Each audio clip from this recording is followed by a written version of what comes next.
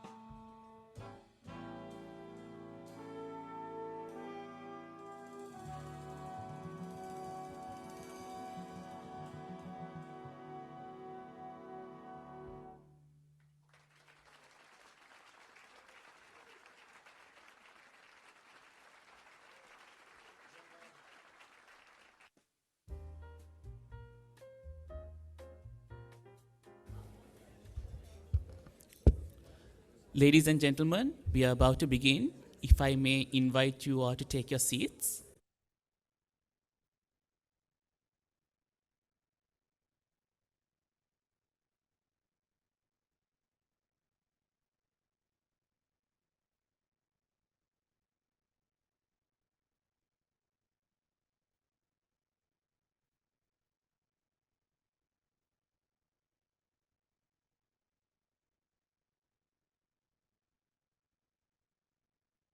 Ladies and gentlemen, a warm welcome to each of you, whether you are joining us in person or virtually.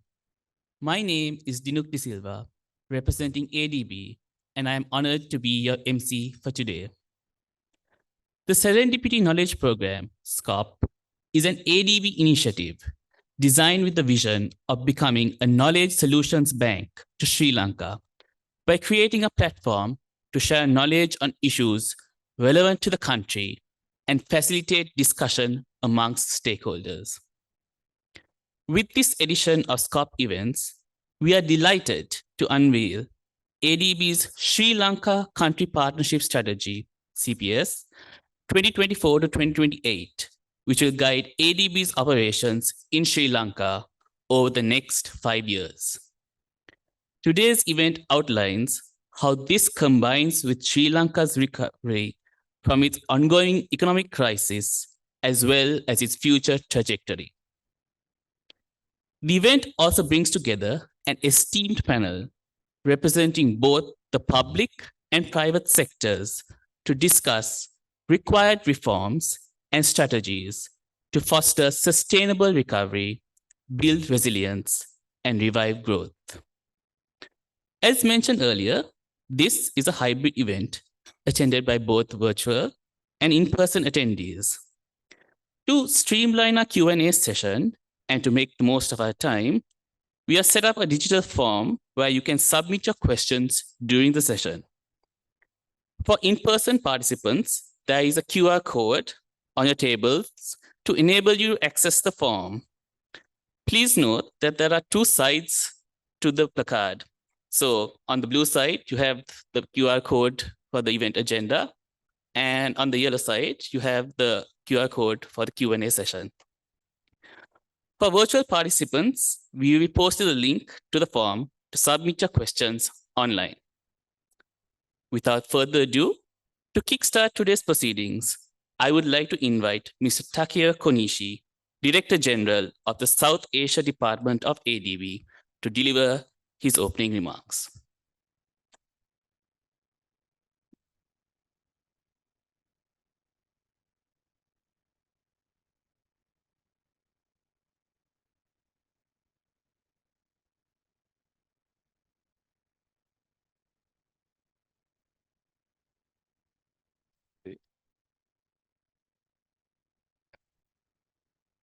Well, good morning, everyone. It's delightful to be here this morning for this Serendipity Knowledge Program. Allow me to first thank Senior Deputy Governor, senior officials of Government of Sri Lanka, members of diplomatic corps, eminent resource persons, distinguished guests, ladies and gentlemen, a very warm welcome to you for this morning. On behalf of ADB, it is my privilege to open this session. I understand this is the first since we have gotten the board endorsement of the country partnership strategy, which was held in March 19th. It was just recently that the board had endorsed the new country partnership for the next 5 years. And this is the subsequent first knowledge dissemination effort in terms of the Serendipity Knowledge Program. So it is a great pleasure for me to be opening this event. It's been 20 years or more than 20 years since I last visited Sri Lanka 2 decades ago. But this is my first visit since I took on the office as a Director General for South Asia. So I'll be visiting more frequently also to the country and hope to have the opportunity to see you more frequently. Allow me to just touch upon a few aspects that the country situation that Sri Lanka has been navigating a very severe economic crisis, eroded the development, the gain, and reserved the country's progress on the poverty reduction front. And the people of Sri Lanka has faced immense challenge and hardship during this resilience, this challenging time, but also shown a very strong resilience.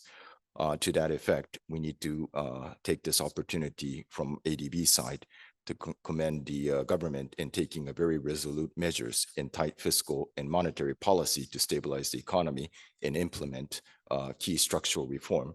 And these measures are beginning to show some results and green shoots of the economic recovery that we are witnessing today.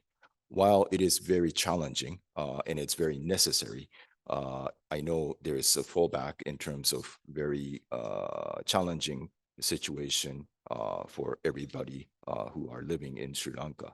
So the reform program needs to continue to address the weaknesses in the system and safeguard against the fallback into the crisis that happened that we witnessed in 2020.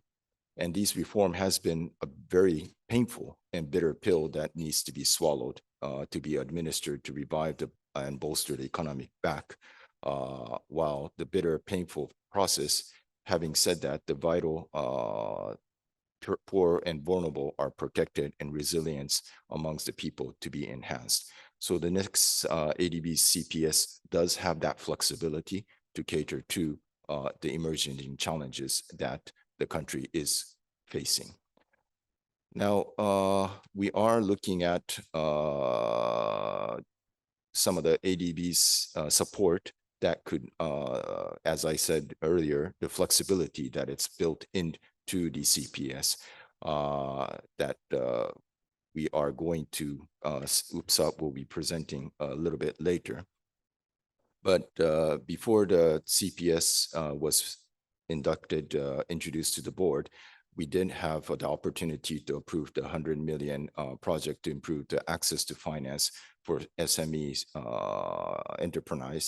entrepreneurships. And one of the component of the project is to introduce a new credit guarantee institutions that will encourage lending to those without collaterals. And we would like to acknowledge the support and strong support guided by the Minister of Finance in conceptualization and designing of this project.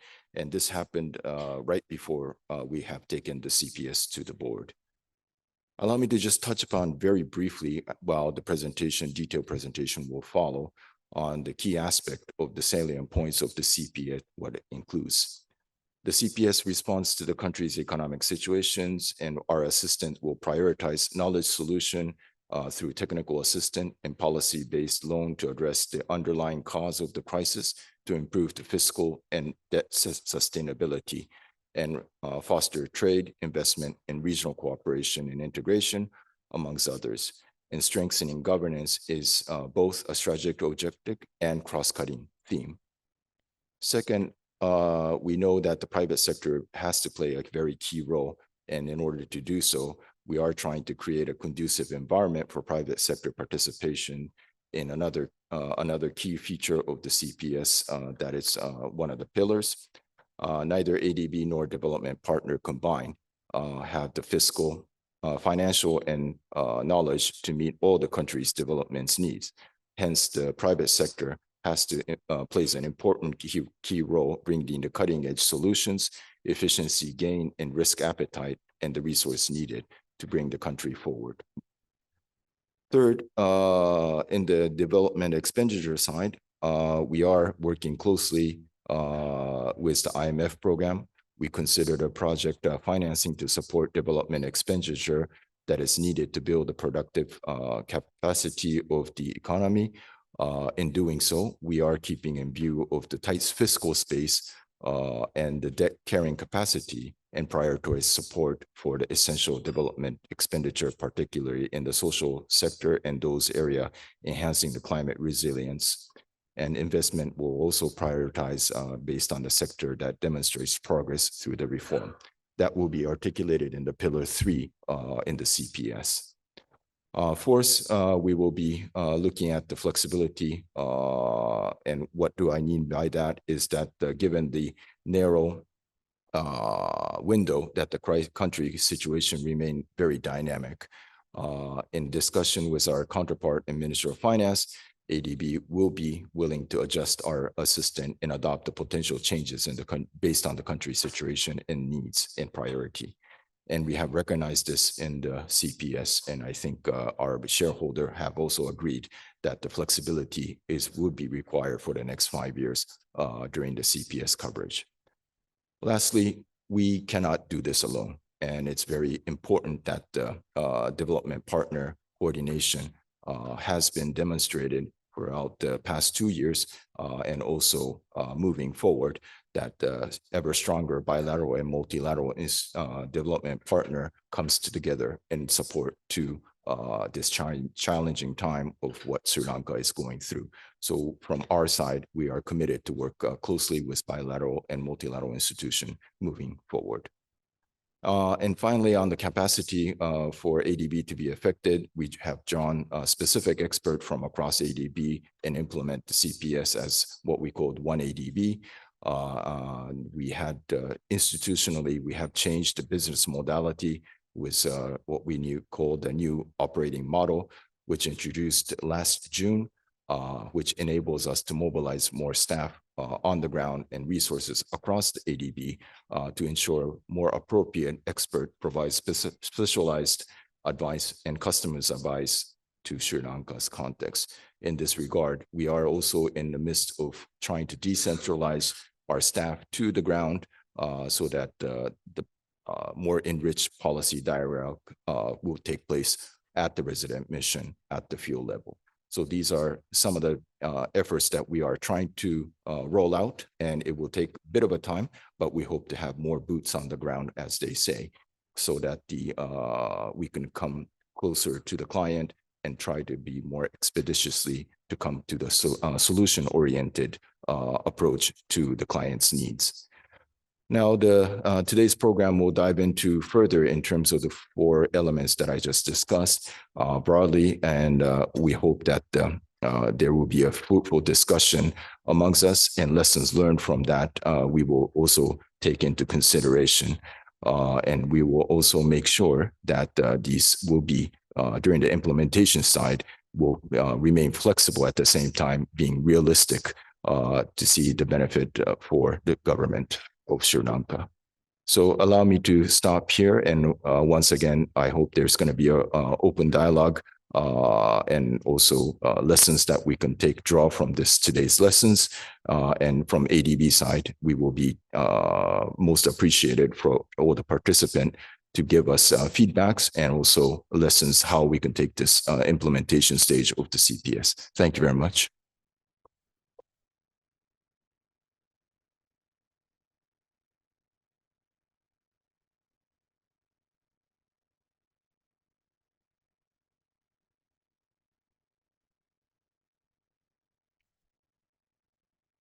Thank you, Mr. Konishi, for your enlightening address, especially emphasizing ADB's contributions to Sri Lanka. Next up, I invite on stage Mr. Utsav Kumar, Deputy Country Director of the Sri Lanka Resident Mission of ADB, to inform the gathering on ADB's Sri Lanka Country Partnership Strategy 2024 to 2028.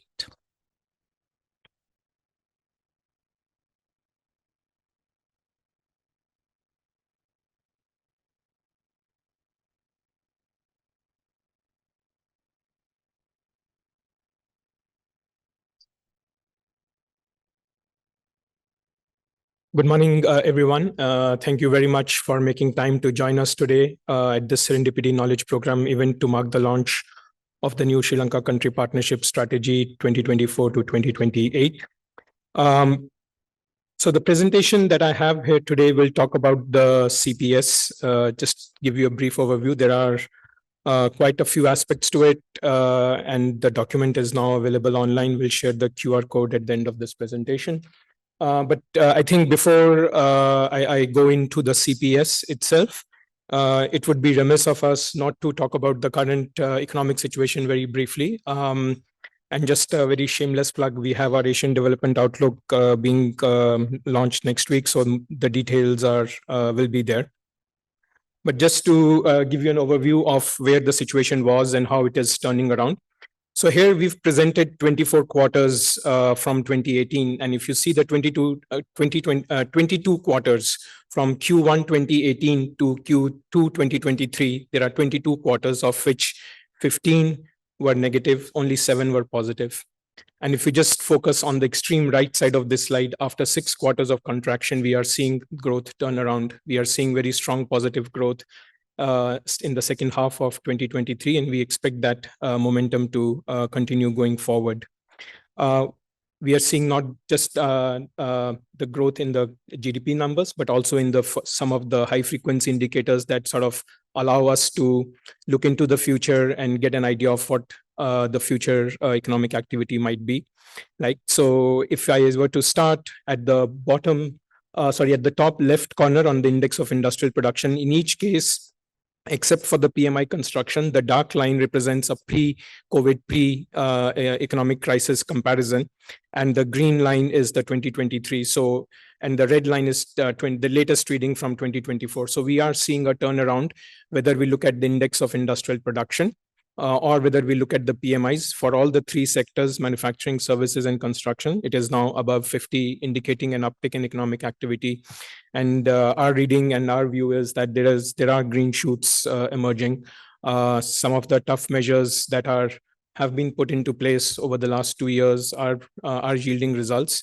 Of course, this is a process that will take some time.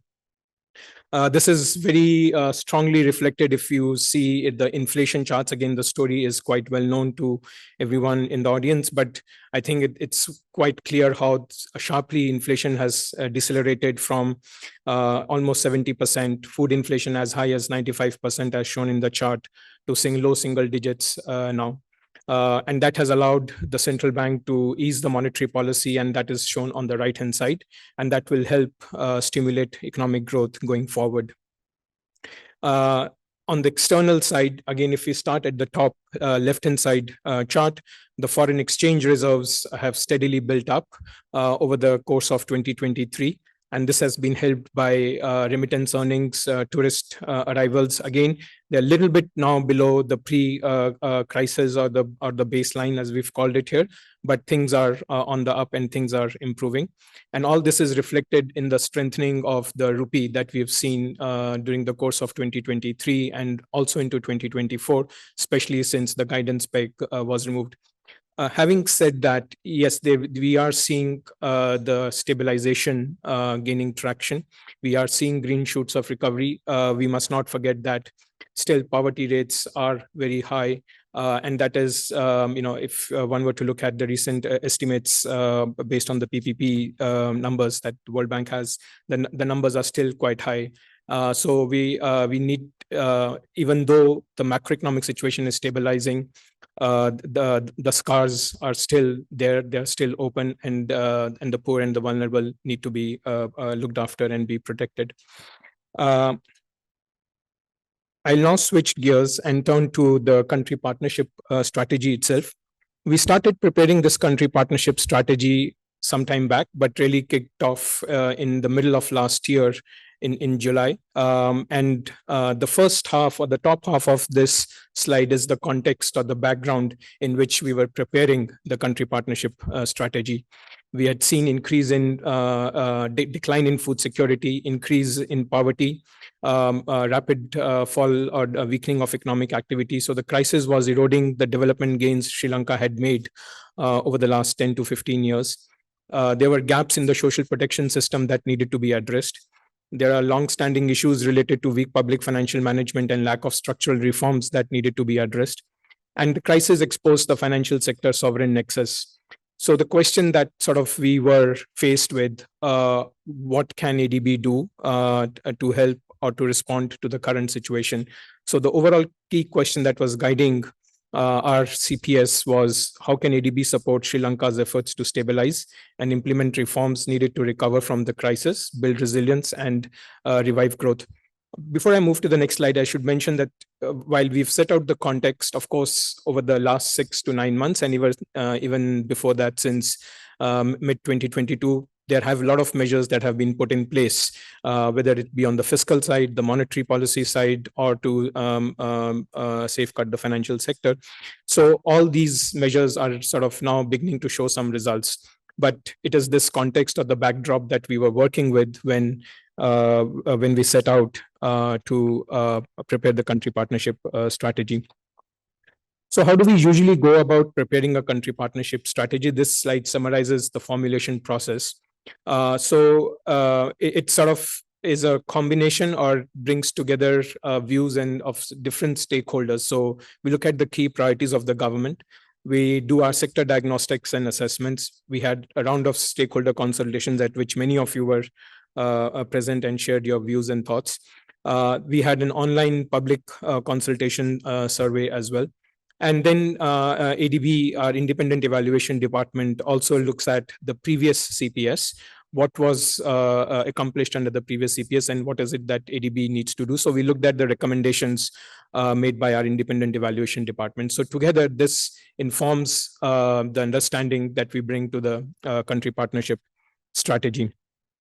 Now, to answer the question of how ADB can support Sri Lanka emerge out of the crisis and build resilience, we need to understand also what are the key development challenges that need to be addressed.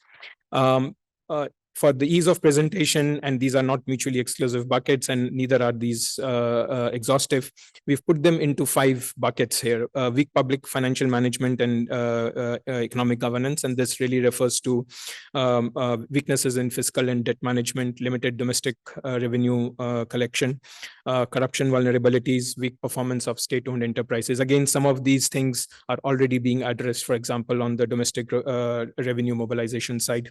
And with the new PFM bill and Debt Management Act being planned. Second is limited private sector participation, a burdensome regulatory environment, an underdeveloped financial sector, limited access to finance for SMEs, lack of an enabling environment for PPPs, for example. Disparities in access to public services and economic opportunities, and this refers to weak STEM education and with gender disparities, skills mismatch, limited access to water, sanitation, and housing.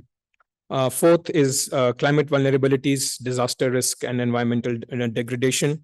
And here, weaknesses in regulatory and institutional frameworks, gaps in disaster risk governance, for example. And finally, gender inequalities compounded by other forms of exclusion as reflected in, for example, low female labor force participation. And this is coming from, lack of affordable elderly and childcare facilities, lack of safe transport facilities for women, and a high rate of gender-based violence. So we bring this development challenges, the consultation process, and that sort of allowed us to come up with this CPS framework, as we call it. So this CPS framework has 3 strategic objectives, as shown in the outer circle in the 3 different colors. It has 3 strategic objectives, and I'll delve into that in the next slide. So the first strategic objective is to strengthen public financial management and governance. Second is foster private sector development, promoting green growth. And third is improve access to climate smart public services and deepen inclusion. The inner circle represents our cross-cutting themes, meaning these will be mainstreamed through the strategic objectives through various ADB projects and programs. The first one at the top is climate action, disaster resilience, and environmental sustainability. Second is gender equality and social inclusion. Third is governance, capacity development, and digitalization. Going into the strategic objectives in a little bit more detail, I won't go through this point by point, but in terms of what are the various priority areas within each of these 3 strategic objectives. So under the first one on public financial management, as the name of the strategic objective itself suggests, it relates to strengthening the PFM and greening the public financial management system to make it more climate responsive, supporting on domestic resource mobilization, supporting SOE reforms and competition policy. Under strategic objective 2, strengthening the financial sector, improving access to finance. DG just mentioned, for example, the SME enhancing access to finance for SMEs, the new credit guarantee institution. Fourth is facilitating regional integration and boosting tourism, enabling public-private partnerships, and supporting renewable energy development. And then the last strategic objective is on improving access to climate smart public services and deepen inclusion. Here, support for strengthening, for example, the social protection system and social safety nets. Support equitable access to quality education. I mentioned disparities in STEM education and quality. Boosting food security and modernizing agriculture, and promoting climate resilient systems and services. And this really refers to the support for any infrastructure development in transport or water and urban development. Just to highlight some of the key features of the CPS, and DG Kunishi already covered these, but I'll just mention these again. I think these are important part, not just the strategic objectives, but these features sort of are very important, especially given the current country context and ADB response to it. So first is reform, recover, and resilience. ADB's new country partnership strategy is marking a shift in ADB's approach and ADB's support to Sri Lanka from purely being around project-based to knowledge solutions. And that knowledge solutions could be in the form of technical assistance, could be through policy-based loans, etc. And that sort of is the second point here, knowledge solution. And the idea is these support the country's reform, recovery, and help build resilience. The third is around leveraging the private sector. Again, I think neither ADB nor any of the development partners or the development partners put together combined will have that kind of resources that are needed to address Sri Lanka's development challenges. So working with the private sector, either through direct private sector interventions or through public-private partnerships is going to be very important. ADB has been supporting trade finance through the crisis, and that support will continue. As we move ahead, we need to remain agile and selective and be responsive to the country situation as it is continuously evolving. And to that extent, our first support is towards addressing the current underlying causes of the crisis through technical assistance or budget support. But also looking at providing project financing, development expenditure, which is needed to address some of the development challenges or the constraints that were there even before the crisis. And here we will need to be selective on what kind of development expenditure we support. Fifth, collaboration and partnerships, working closely with civil society, with academia, private sector, as well as development partners. And finally, on the risk management side, we are very clear-eyed about sort of what lies ahead, and we need to navigate that very carefully in collaboration with all of you in the room and those not in the room, so that we have an understanding of the ground situation and our operations are context specific. I think that's my last slide. So thank you very much. And I'd like to thank all of you who've been with us through this journey over the last 6 months, 9 months to help us build this CPS. The CPS is now available online. It's available at this QR code. And we will also put the link for the virtual participants in the chat box. I'll stop here. Thank you very much.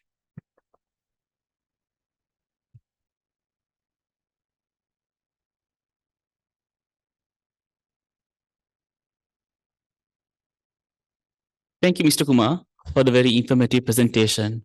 Before moving on, just want to highlight that contrary to the agenda that we shared earlier, the Secretary to the Treasury Sri Lanka is unable to join the panel discussion today. In his stead, however, the Senior Deputy Governor of the Central Bank will be joining us. Thank you, ma'am, for joining us at very short notice. With that, let us proceed to our panel discussion on ADB Sri Lanka Country Partnership Strategy. Please welcome to the stage Ms. Yvette Fernando, Senior Deputy Governor, Central Bank of Sri Lanka, Mr. Anuradha Kumarasiri, Director General of the National Planning Department, Sri Lanka, Mr. Takafumi Kadono, Country Director of the Sri Lanka Resident Mission, ADB, Ms. Subhashini Abesinghe, Director of Research at Verite Research Private Limited, Sri Lanka, Ms. Aroshi Nanayakara, Chairperson of Sri Lanka Institute of Directors and Non-Executive Director at Sampath Bank, Sri Lanka. To moderate today's discussion, I invite Mr. Dhannath Fernando, CEO of Advocata Institute, Sri Lanka. The discussion will be followed by a time for Q&A. Once again, a reminder to send in your questions through the digital form. For those of you attending in person, you may use the QR code on your tables to enable you to access the form. A reminder that it is the yellow side of the placard. For virtual participants, the link to the form is already posted on the chat to submit your questions.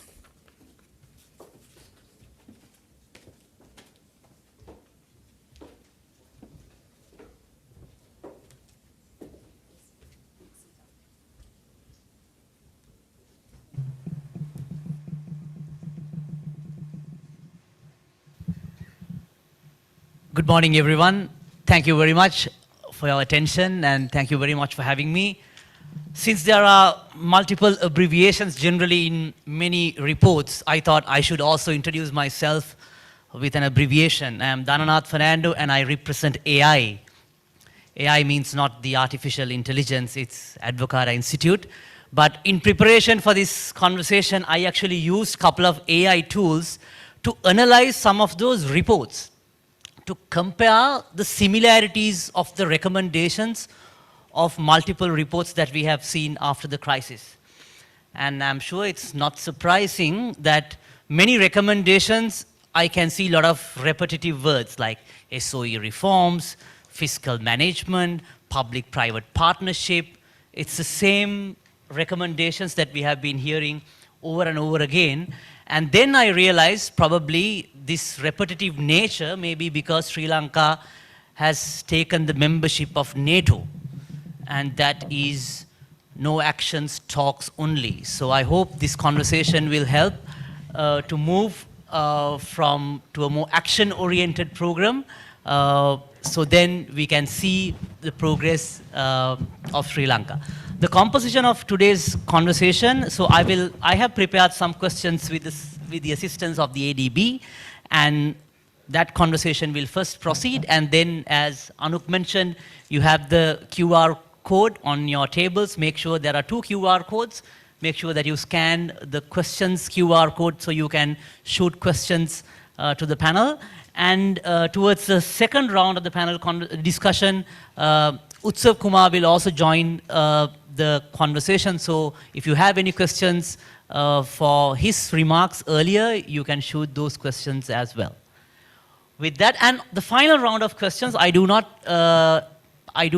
intend to put anyone on the spot, but I think my last round of questions would be asking everyone like one sentence of an urgent reform that if you would like to recommend, probably to share that in one sentence. So that would be the composition of today's conversation. I would like to start with Ms. Yvette Fernando, Senior Deputy Governor of the Central Bank of Sri Lanka.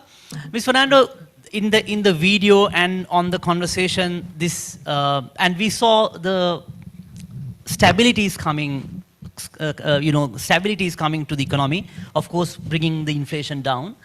And the fiscal management and the monetary policy plays a pivotal role in this stabilization process.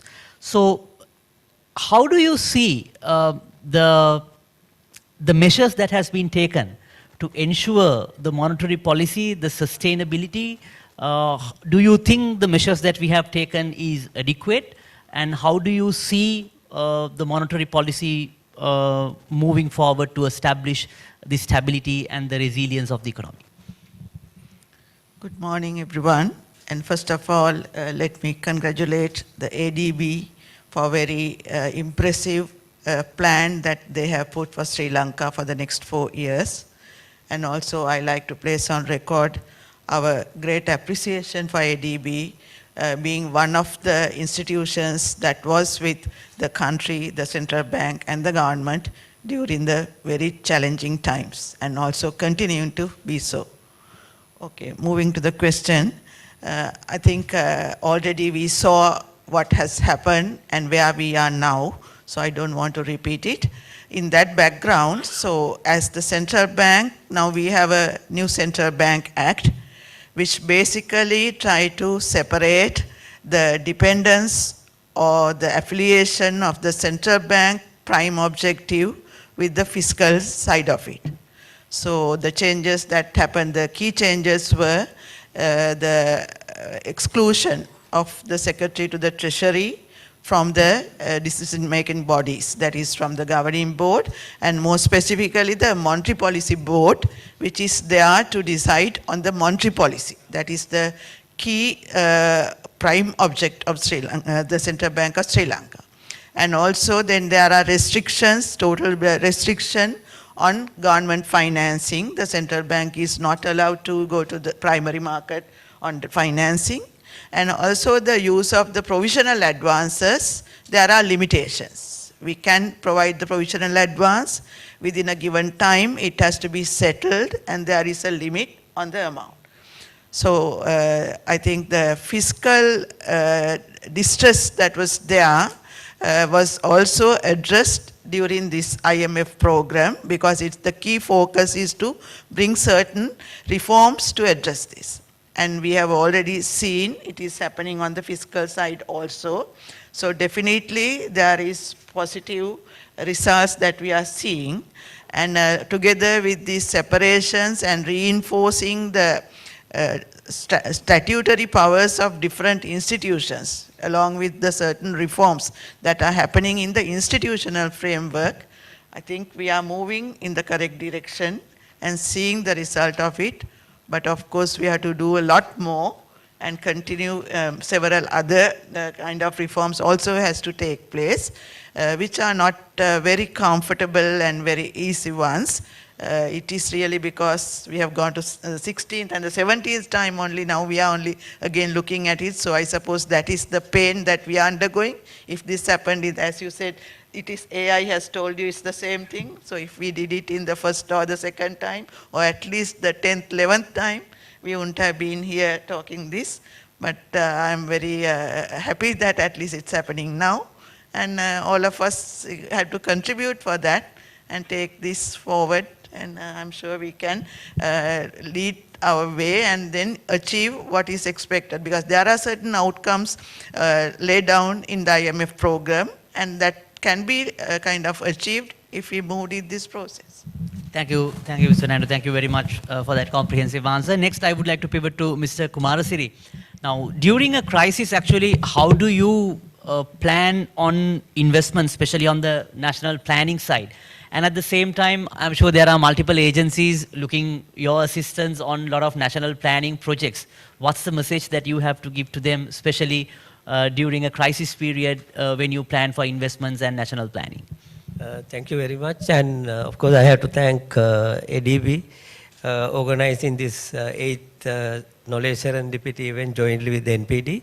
And of course, congratulations, new DG is here with us, newly appointed.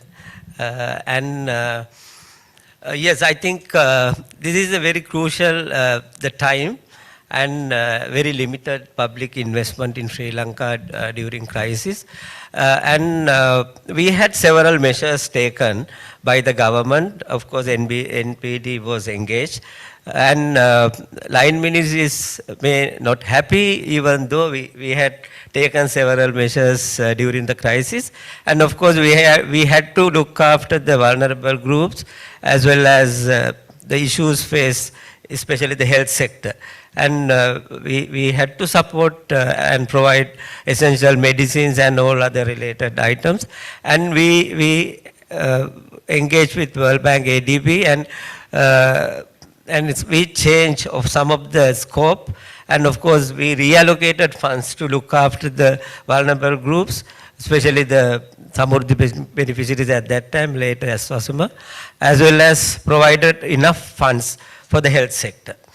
And we have reallocated where we have already invested, using those money, various investment arranged maybe few years back, but of course those entities were engaged and they were happy to reallocate it since government had a problem. Therefore, we refocused the existing resources as well as we cut down the unnecessary expenditure and government issues circular not to spend some area, and government stop recruitment, and we revisit all the existing project management units, as well as to focus very much, and also government introduce new mechanism to look at existing ongoing projects, mega projects, over 250 projects. We look at all the projects, what we could done for those investment, whether we stop or whether we continue. And chairman of the committee by the Prime Minister, Secretary, and all the relevant parties engaged, and we have stopped some of the projects since we didn't have much funds or the public investment for those projects. And we only focus where return coming immediately after completion of those projects. Therefore, we engage always with the line ministries as a DG National Planning, of course with all other relevant treasury departments and all other relevant parties to prioritize given where we want to invest. And I think everyone understand, even we never invest and given private sector or semi-agencies from the World Bank funds. We didn't have money and import the cooking gas. Then World Bank money has invested to import gas at that time. Therefore, we managed crisis at that time. We invest for the fertilizer issues and money invested all at that time. Therefore, I think we manage. I think I'm only looking at the capital expenditure as well as public expenditure, and therefore somewhat we manage, and we have not started new projects, the large scale ones. Only the small scale projects we started very recently, but at that time we have not started any new projects. But there are proposals coming from the line agencies, but we carefully review and evaluate and given concurrence from the national planning. Thank you. Quick side question. Since we are also reaching an election, do you get change in the direction, or do you? I won't use the word pressure, but do you feel that things are also, there are attempts to derail the plan that you have been executing for some time now? No, actually not any pressure coming from any corner of the system. That is good thing, because everyone needs to understand the country context and the situation. Therefore, I think we are managing. I know what your question, but basically as a DG National Planning, I don't have any pressure even from the Secretary to the Treasury and any corner of the areas. Therefore, it's good for the country development, and we are independently doing our task, and also it's good. Now we are started with the PFM bill. If goes to the parliament, therefore we'll have independence more than what we are doing right now. Thank you very much. Thank you, Mr. Kumarasiri. Next, I would like to pivot to Subhashini Abesinghe. Subhashini, the key word has been governance, and this procurement, especially on these big infrastructure projects, this procurement has been discussed over and over again. So in the current context, what do you think are the critical reforms to ensure efficient and transparent procurement to support improved implementation projects, especially with the private sector participation? Thank you, Dhanad. So I think procurement as one of the most highly vulnerable areas that needs to be addressed is already identified in the IMF diagnostic, and I think there is a proposal to do a procurement law by the end of this year. And I believe ADB is assisting the government in drafting these laws. So some of the legal gaps we've identified, the hope is that the law will address. So I will basically briefly touch on three. One is, which is also in a footnote of the country partnership strategies, executive discretion in decision making in terms of procurement. Because we have cabinet approved procurement guidelines, which gives two types of discretion to the cabinet of ministers. One is to revise procurement guidelines as they please without any parliament oversight. Second, an inbuilt discretion into the guidelines to approve projects, especially projects outside competitive bidding process. So these, what our research, which you can find online as well at Verite Research, shows is that both of these discretions have been exercised by the cabinet in the past 10 to 15 years in a manner that is detrimental to the country. So the hope is that the procurement law will take away that executive discretion and provide more parliament oversight and better accountability into the revision of the laws and guidelines, as well as approval of projects. The second gap that we've identified is, of course, in transparency, right? So actually, Sri Lanka's guidelines do require certain level of disclosure of information, but in comparison to international benchmarks, we lag behind significantly. So transparency and disclosure of information with respect to procurement is critical to reduce corruption. But then comes the most important part that anyone needs to address in Sri Lanka is compliance with laws. So no matter how improved, better laws and regulations we bring, if we have an environment where that the respective parties can act in a manner that is not in line with the legal requirements, and also get away without any repercussions or consequences. So we really need to,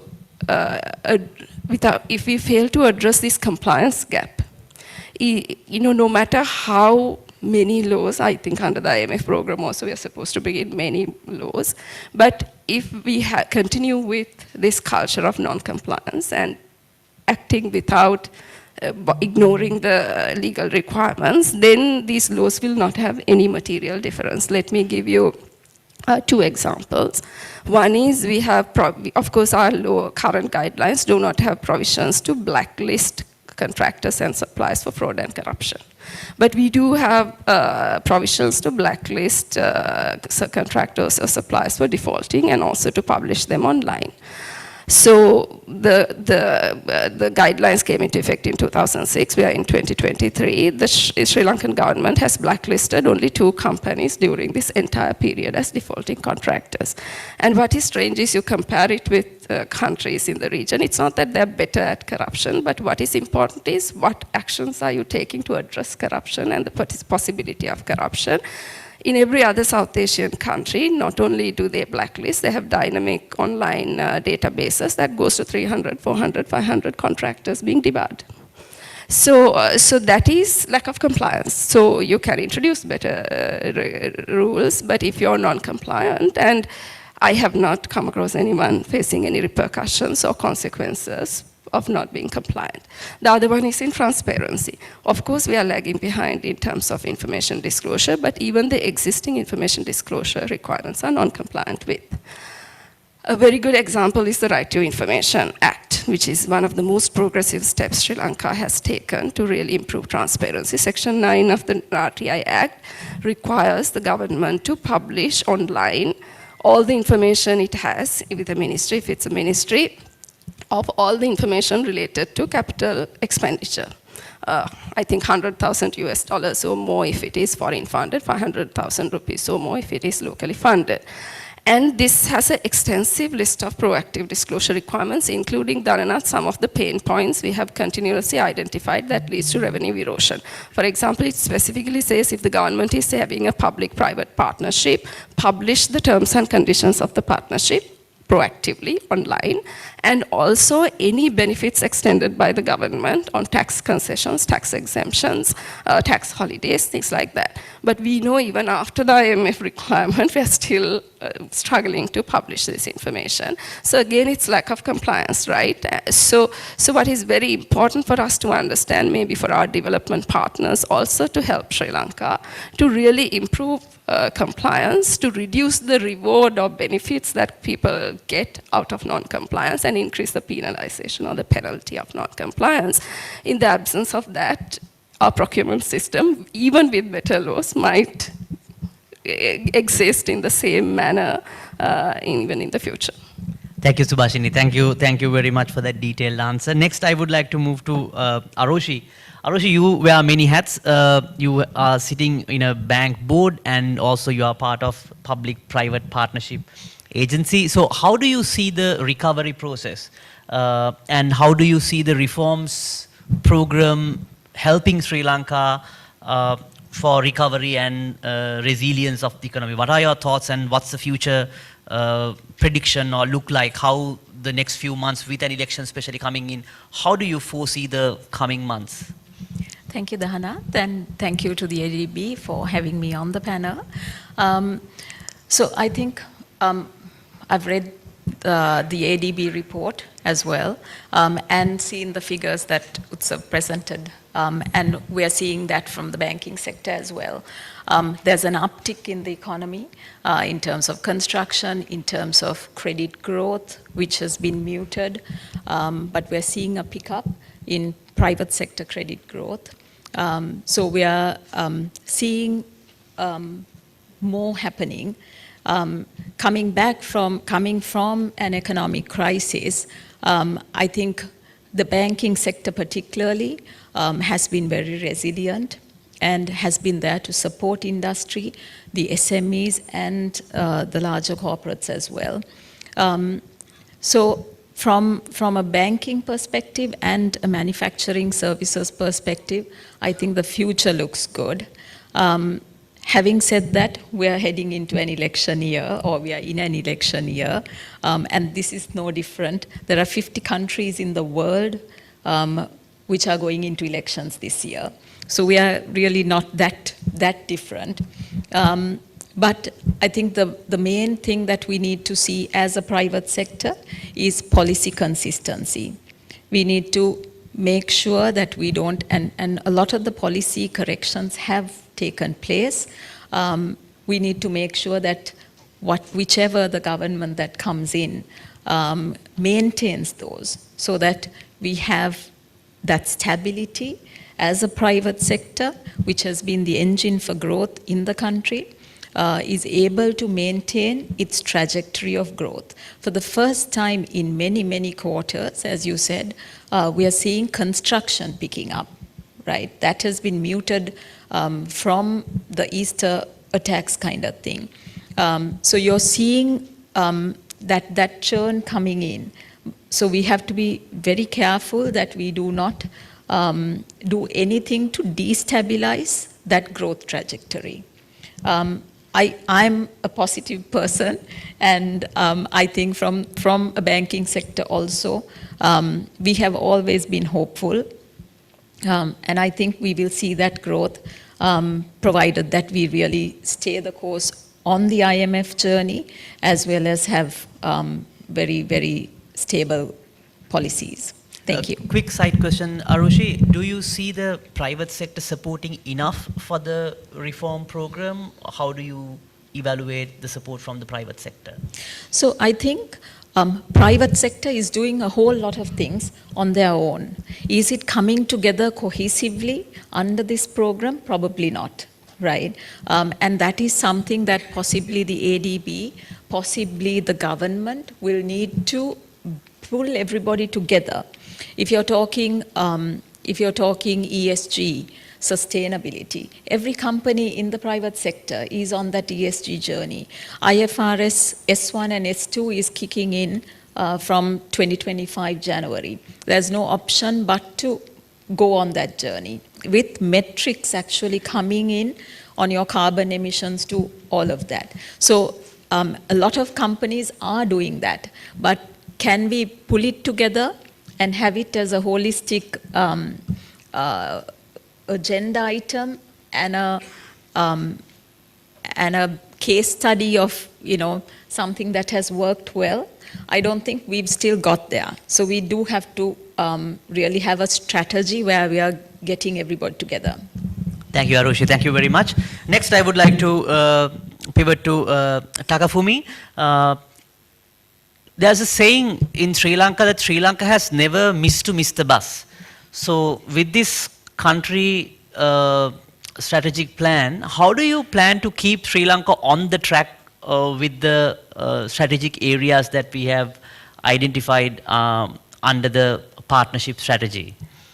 Okay, thank you. Thank you for that interesting question. So you said Sri Lanka has never missed the bus. I mean, I heard it for the first time, but yeah. Well, I mean, speaking of AI, I was just thinking when I was first appointed to this position, the first thing I did was to go on an AI platform to give me a summary of the past 16 IMF programs. So yeah, it came with a very long list, and I had to ask for it to summarize, to make it shorter.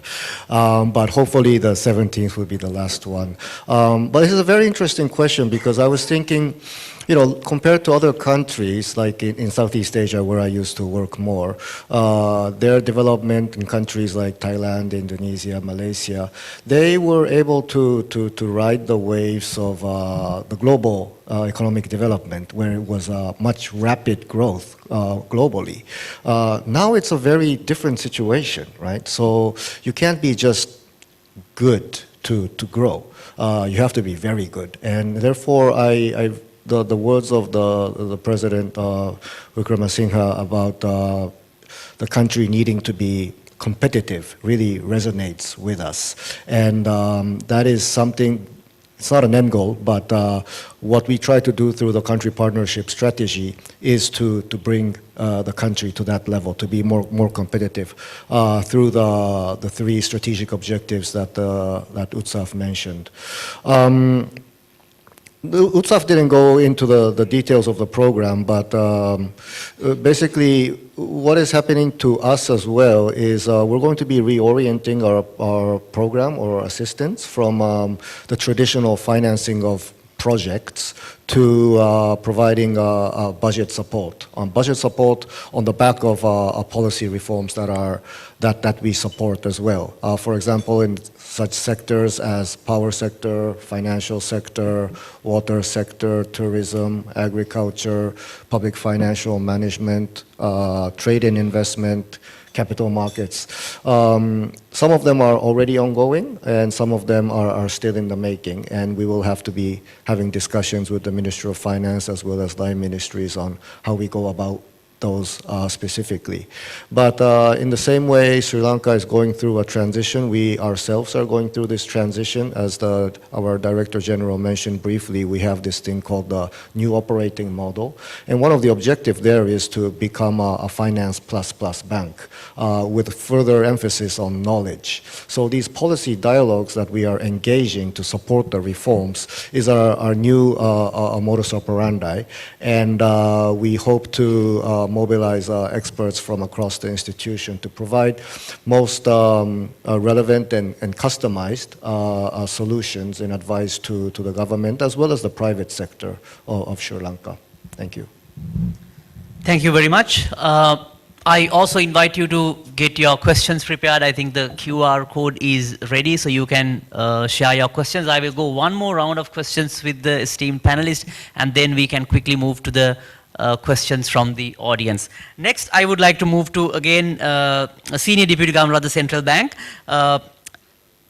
Sri Lanka is planning to reduce the single borrower limit to 25% of Tier 1 capital, I think by 2026, which will have an impact on lending. So how do you think the banks should prepare for this, and what are your concerns on implementing this limit?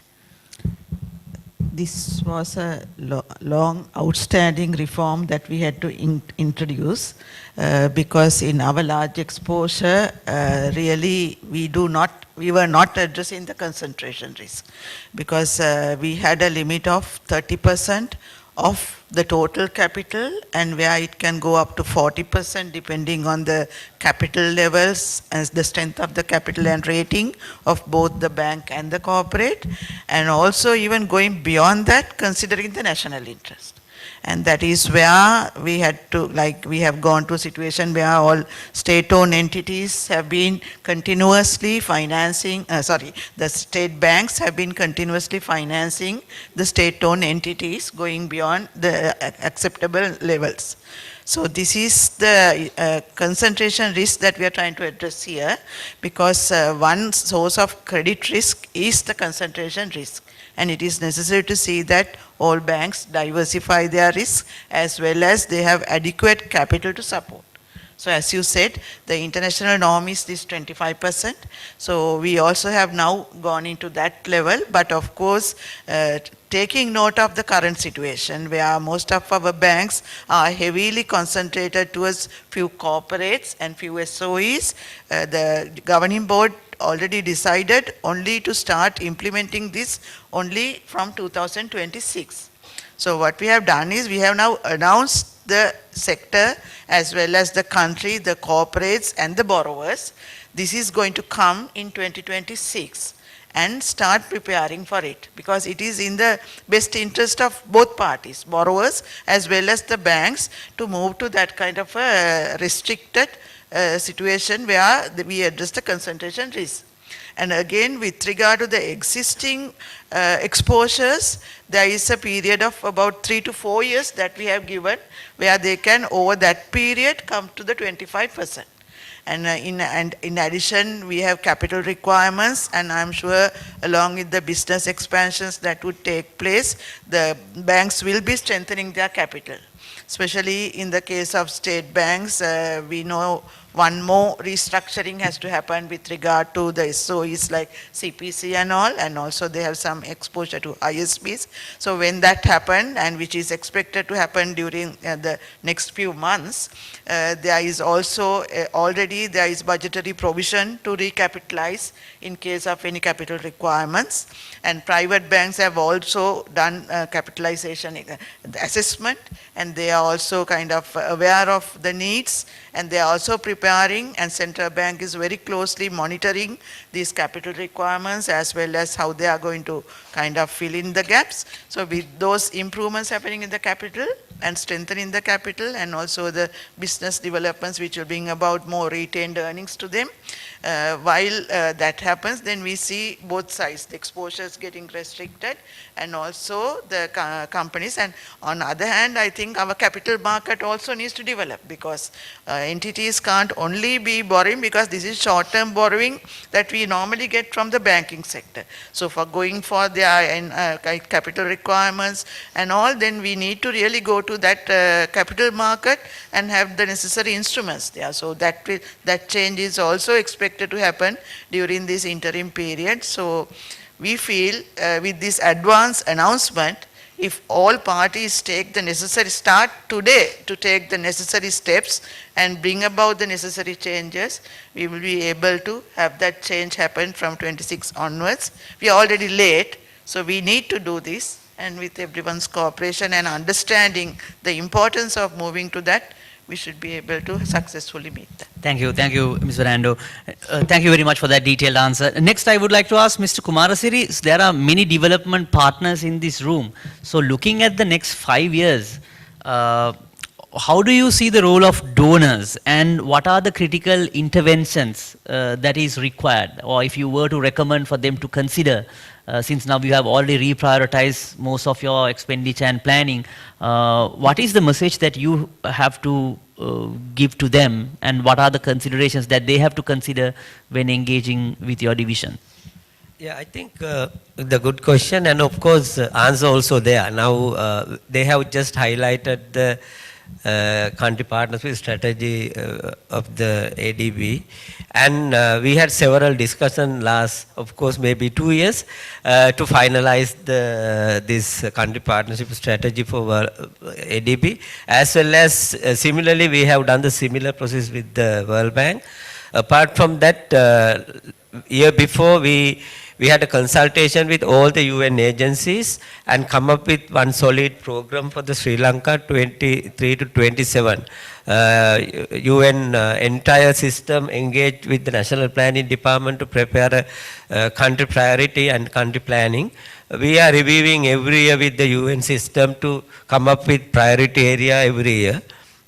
Till we come back to the normal situation where we were in maybe 2018, 2019. And of course, both donor agencies, ADB, World Bank, consultation with all the line ministries and with the finance ministry, and we prioritize some of the areas they were highlighted. And of course, the country director also highlighted in his briefing. And we focus very much where we want to invest, and the priority we have already given to the donor agencies. And with that direction, now we finalize those country partnership strategies. And of course, we are not going to invest everywhere from the government public investment. We invited all the private parties to invest in Sri Lanka where possible, and also we have to create enabling environment private parties to engage for the investment in Sri Lanka. Apart from that, we looking at private public partnership projects rather than investing from the government public investment. Therefore, we are looking at different area where we want to invest private parties as well as the PPP model, and government may invest where those agencies might not come into the investment. And we very much focus for the maybe social protection, where government is very much concerned and giving priority because of the crisis situation and a lot of reform going on. And just for one example, we have given for the Samurdhi beneficiaries or the vulnerable groups as a cash transfer in 2021 only 60 billion per year. Now we have allocated 2024 205 billions, almost 4 times increase the amount government has spending now, and next year is going to be 225 billion. And same time we have started empowering the vulnerable community to at least alleviate from the poverty. Therefore, I think government given priority for various areas. I am not going to label 1, 2, 3, but as ADB just mentioned in the presentation as well as video, where the area is government priority, and we work with all the agencies, and we finalize the government priorities, and we expect them to come up with all the private investors and also PPP type of projects, and government may invest where we are not getting any other investment from the other part. Thank you very much. Thank you, Mr. Kumarasiri. Next, I would like to move to Subhashini again. Subhashini, you have been working on this trade reforms for a long time, and I'm sure a lot of reforms have been discussed, and some have implemented, some have not. Probably that's where my NATO abbreviation comes from. But could you explain, after multiple rounds of discussions, what are the barriers still for trade? Because that has been discussed in multiple recommendations by the IMF, by the World Bank, by the ADB. And how hopeful are you at this time, at this round, on getting those reforms done? And what are the main barriers, or what are the recommendations you have, and how hopeful you are in this round? Thank you, Dharnath. I think I was basically, you said after the crisis you read these documents and there is a lot of repetition. Actually, I think if you go back 10, 20 years, if the ADB itself goes back and look at its own country strategies and World Bank and other international organizations, you would find repetition again and again for decades, right? So actually, that is one of the key areas we need to pay attention, even in trade reforms and private sector participation. We have identified the problems, we know the problems, and we know the solutions as well.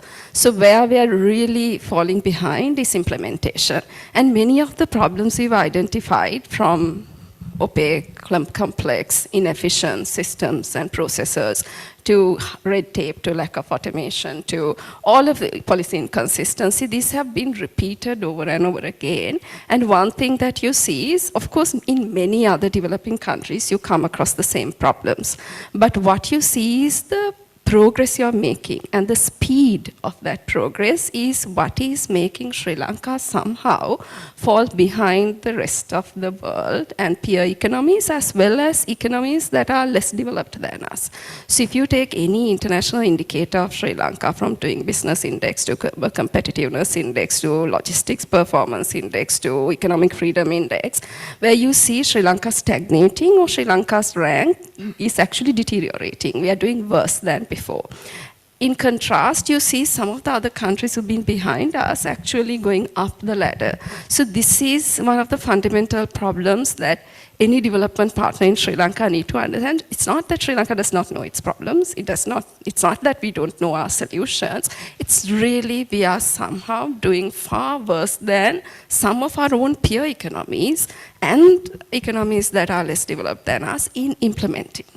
So that is a critical problem that we have. So to come back to the trade reforms, so one, we have a massive problem on our product composition.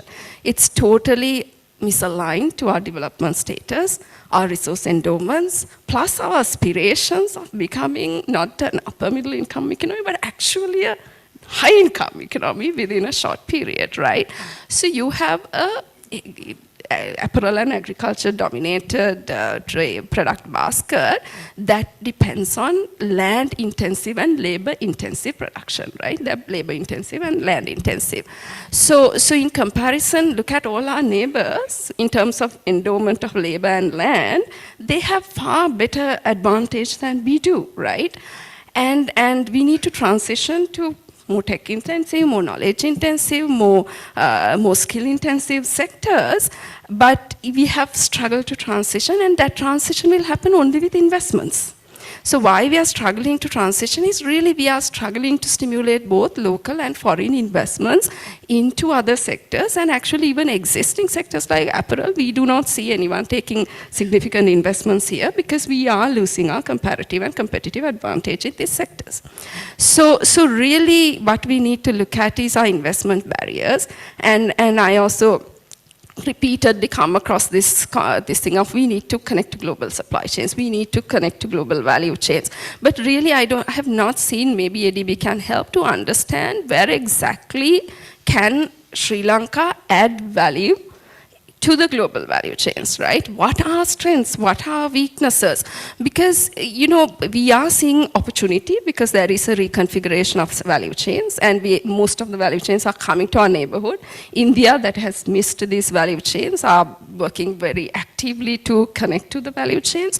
So obviously Sri Lanka has an opportunity, but where can we add value? Because compared to our massive, these large markets with much better labor, low cost, abundant labor compared to Sri Lanka, and a more youthful population compared to Sri Lanka's aging population, where can we add value? So personally, I feel what everyone misses, at one time we were talking big about it, is our connectivity, our strategic location, our ability to basically be a transport and logistics provider to facilitate these value chains that is coming to the further south of Asia.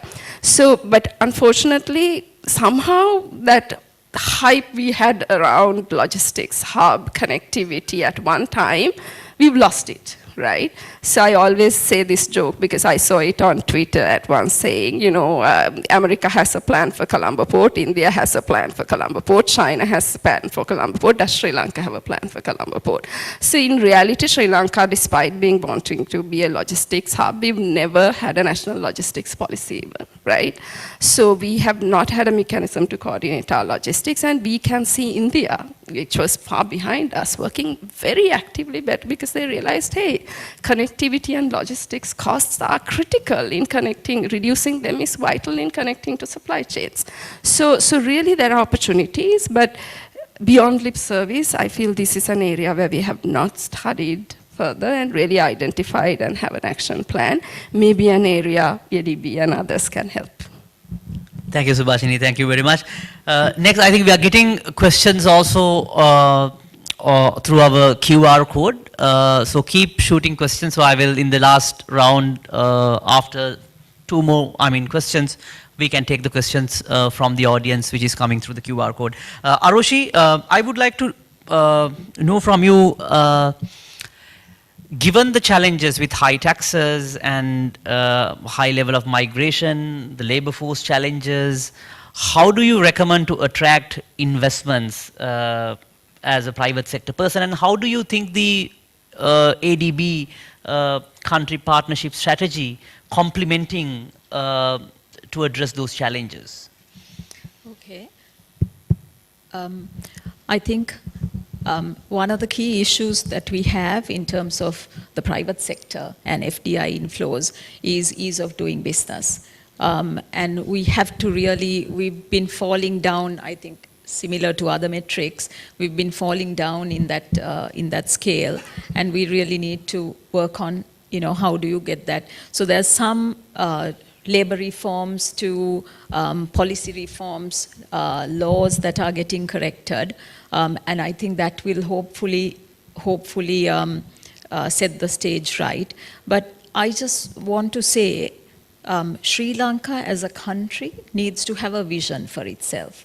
And we don't. If you take China, I think it's on its 18th five-year plan, something like that, right? So it's a long-term plan where these are not things that a government can do in a 4-year tenure, right? Or you have 2 terms for whatever one government. It's a long-term plan that is required.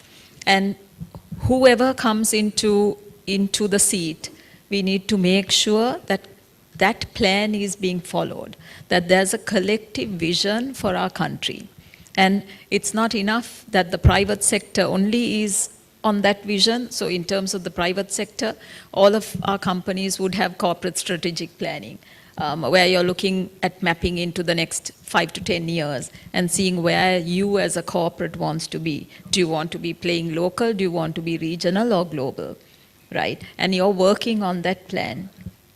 And the board of directors will ensure that whoever the CEO and the senior management who comes in and takes the seat will continue on that journey. So we are lacking that as a country. We need to make sure that we have that plan. And all of these, it's not just private sector alone, it is both the government and the private sector together. On the one hand, you have to have the policy reforms, conducive laws coming in, which will facilitate the FDI coming into the country and greater investment. Investment by our own companies who are sitting here already, multinationals who are sitting here, are very, very pro-Sri Lanka, right? So how do you induce them to invest more? How do you induce other companies outside who are looking at what we have? We've got literacy rates, we've got an excellent HR, human capital workforce here. How do you ensure that they are actually coming into the country? So I think we need to work on a long-term vision for the country, government, private sector, and we need to make sure we are bringing the public along on that journey, right? So we have to start articulating, we have to start getting that message across where Sri Lanka becomes an exciting place to be. Why do we have 300,000 people leaving the country? They don't see a future here, right? So that whole story about Sri Lanka of what we can be, nobody sees it. So we really need to make that case, whether it's government, the private sector would be more than happy to support. But it has to go out there to our people as number one and to the rest of the world as number two. Thank you, Harushi. Thank you very much. Next, quickly, I would like to move to Takafumi. I think there's also a question on the through the QR code, how much financial support is planned to be given this year to Sri Lanka by ADB? You can take that question up. At the same time, I would also like to know, how do you bring all these partners to the same page? Because when you interact with them, there are multiple stakeholders, probably their priorities are slightly different, and when you are developing the country partnership strategy, how do you bring them all together and making sure that they all are on the same page? Okay, thank you. Just touching on what Aroshi mentioned about the vision, I think that's very important, and that's, I guess, it was one of our challenges as well as we were formulating our country partnership strategy for the next 5 years.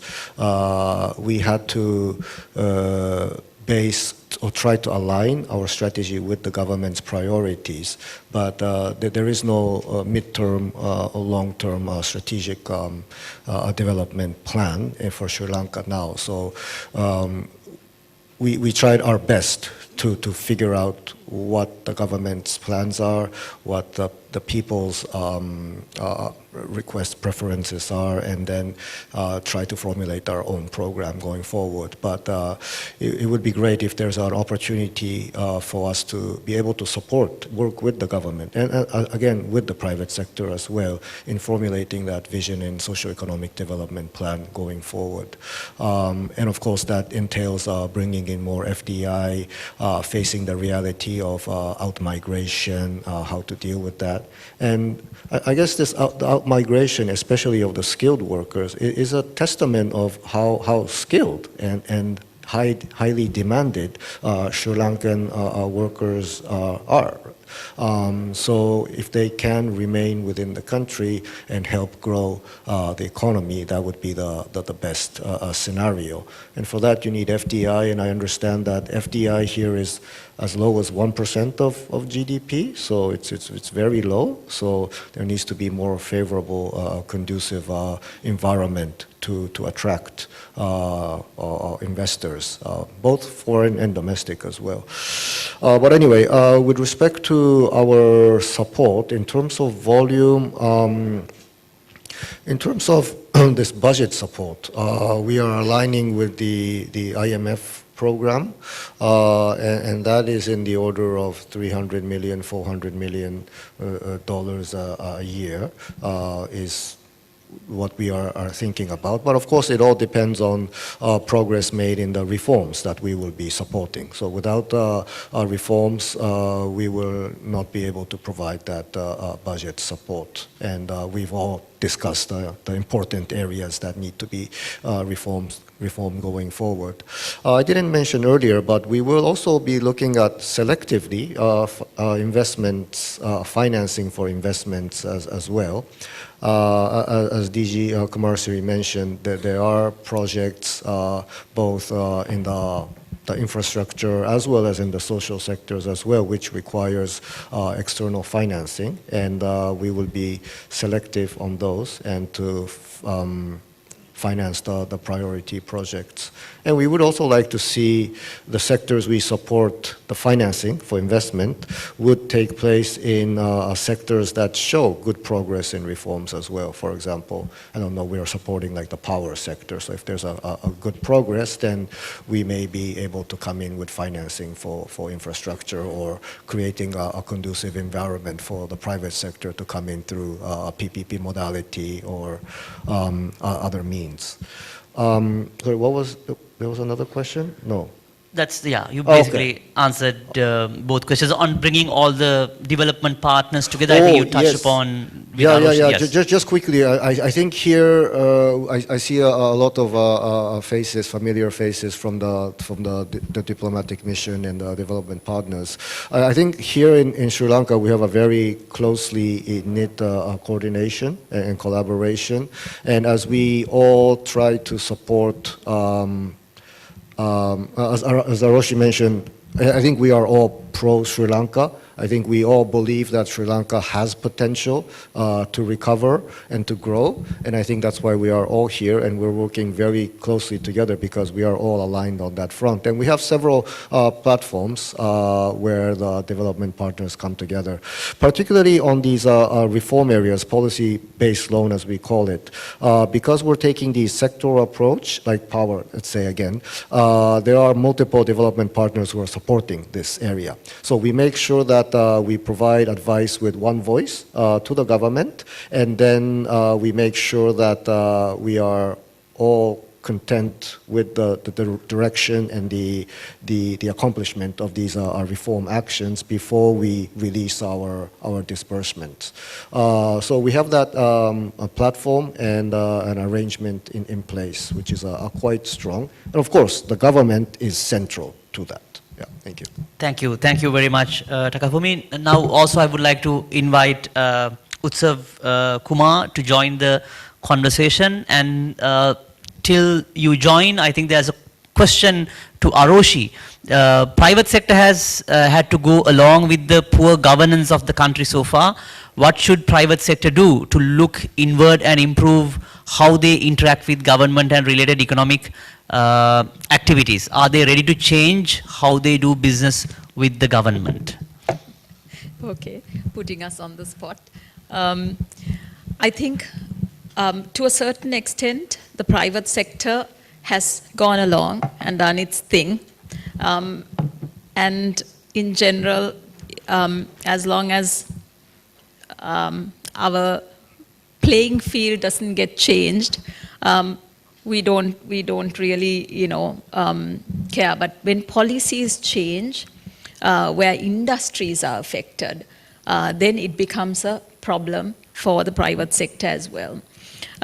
I think in terms of engagement with the government, we haven't really, in the past, we haven't had that where the government and the private sector are working together on one agenda. But I think increasingly now, we are seeing that a lot of private sector managers to chairpersons to, they're sitting on some of these committees. I'm on the NAPPP, and you have a lot of others who are actually sitting on committees and hand-holding the government, giving our perspective, because we know how to run companies and we know how to bring investment. The private companies have brought in investments even during the crisis we have. So we understand how to do business, how to bring in revenue, right, and how to run profitable companies. So I think increasingly now the government has realized that it needs to be a partnership, and I think we are working together with the government in many sectors now. Needs to improve a bit, but I'm happy to say even the Sri Lanka Institute of Directors, we are being called in to support the SOE restructuring, some of those draft bills. We were part of that whole conversation. So I think we are increasingly becoming partners in that journey, in actually seeing Sri Lanka developing. So I think I'm happy about that. Thank you, Arushi. Thank you very much for that answer. Utsav, do you want to take the second question? Many SOE divestment seems to lack transparency and can have a drastic impact on the public. Is the ADB involved in this divestment process to ensure competitiveness and transparency? Thanks, Dhananath, and thanks for the question. So we are working with both the NAP, the National Agency for Public-Private Partnership, and the state-owned enterprise restructuring unit to support the SOE divestment process as well as the public-private partnerships. We are, at this point, we're not specifically involved in any particular divestment discussions. But having said that, yes, I mean, once any divestments should of course be transparent and should sort of meet those principles of governance. At this point, we are not involved in any divestments with the state-owned SOE restructuring unit. Yeah. Thank you, sir. Subhashini, there's a question for you regarding compliance. What is the assurance that new laws in the pipeline for fiscal and monetary discipline will come into force, especially if capabilities of enforcers are not enhanced in tandem with lawmaking? So I think some of these laws, if I'm not mistaken, are requirements under the IMF program. So it's important that the government, for example, public finance management laws and others, are part of conditions that Sri Lankan government has agreed under the IMF program. So we expect the laws to come into force, maybe delayed. So what's important is the implementation. I agree there are two sides to implementation. One is, of course, the capacity and capability of the institutions, but the other is motivation and incentives to implement. So I think most of the development partners do focus quite a lot on building capacity and capability. But even if in my view, part of the problem is, even when there is capacity and capability, is really the motivations and the incentives. So if the incentives and motivations are structured in a manner where non-compliance is rewarding than compliance, and non-compliance, again, the same thing I said earlier, non-compliance does not have any adverse consequences, then the motivation and the incentives are structured for you to actually be non-compliant. So that is a very important part of this problem that one needs to address. I partly feel that development partners have been overly invested in capacity and capability building, but maybe less invested in motivation and incentivizing. And then maybe an area that one needs to focus. I would I would like to touch, Dharanath, if you give me half a minute on the question to Aroshi about private sector's interaction with the government. There are two things that I would like to say. One is it's about what determines success of a private company in the country, right? So if you have the kind of business environment we have today, which is opaque, complex, subject to a lot of bureaucratic discretion, corruption and all of that. So you need to navigate this system to succeed. How do you navigate? That is where your capability of how you do business alone is not sufficient, right? So I meet a lot of private companies. They say, actually, you have to have two other things, right? Which in many countries may also be important, but the higher the level of importance, the more problematic these two are. One is networks. How many important people do you know in political circles and bureaucratic circles? That's one way you navigate the system, right? You can call somebody and sort out your problem. Then other deep pockets. You just oil the palms of the people who are willing to let you through, right? Sometimes not necessary to circumvent and do the wrong thing, but actually to get fast-track the approval processes, all of this. So the problem in Sri Lanka that I see is the moment your networks and deep pockets become more important than your capability, you are nurturing private sector that would basically resist reforms because you are having now, in economics we learn about entry barriers, right? Now you have an entry barrier for your competitors because you have networks and deep pockets they don't have, right? The moment you become more fair playing field and more transparent and all of that, actually some of these companies may find it challenging to operate. So it's very important that we understand this is a problem, and that is how you develop crony capitalism, because initially you're forced to. Because you can't, without networking with the politicians and bureaucrats, you can't succeed. So you are nurturing crony capitalism in the country. So that's a very important problem we need to recognize, and that is also a reason why they don't succeed internationally. Because when you go to the international markets, your networks and your deep pockets may not be as helpful as your capability, right? Then the one other thing that for the private sector is internationally, private sector corruption and private sector corruption when they engage in government has come into light, right? So there are lots of initiatives that encourage private sector to sort of form coalitions and actually stand up against corruption, saying, I would not pay a bribe, right? So there are a lot of coalitions that are coming up that says private sector companies refusing to pay a bribe, right? And including it in their set of policies, company corporate policies. And I think that's another way private sector can also be part of the positive growth path of Sri Lanka. Thank you, Subhashini. Thank you very much for those insights. Arushi, you want to yes? Yes, may I respond to that? So I would like to say, having been in the private sector is not promoting crony capitalism by any means. You are trying to survive in there, right? And make sure that your company is doing whatever its objective is and its strategies are. So they're living with a problem. By no means, that's why I said the ease of doing business is absolutely essential. You need to have them processized, you need to have them digitized so that it becomes as easy, as doing business anywhere else in the world. Even though now Transparency International is in Sri Lanka, you can sign saying you will not pay a bribe. But that will not solve the problem of the private sector. You will only, hold them back. You need to make sure at government level also that, the whole corruption conversation is taken up and that measures are taken. So my answer to that is absolutely digitization. You have to have everything which happens automatically without that human intervention coming in.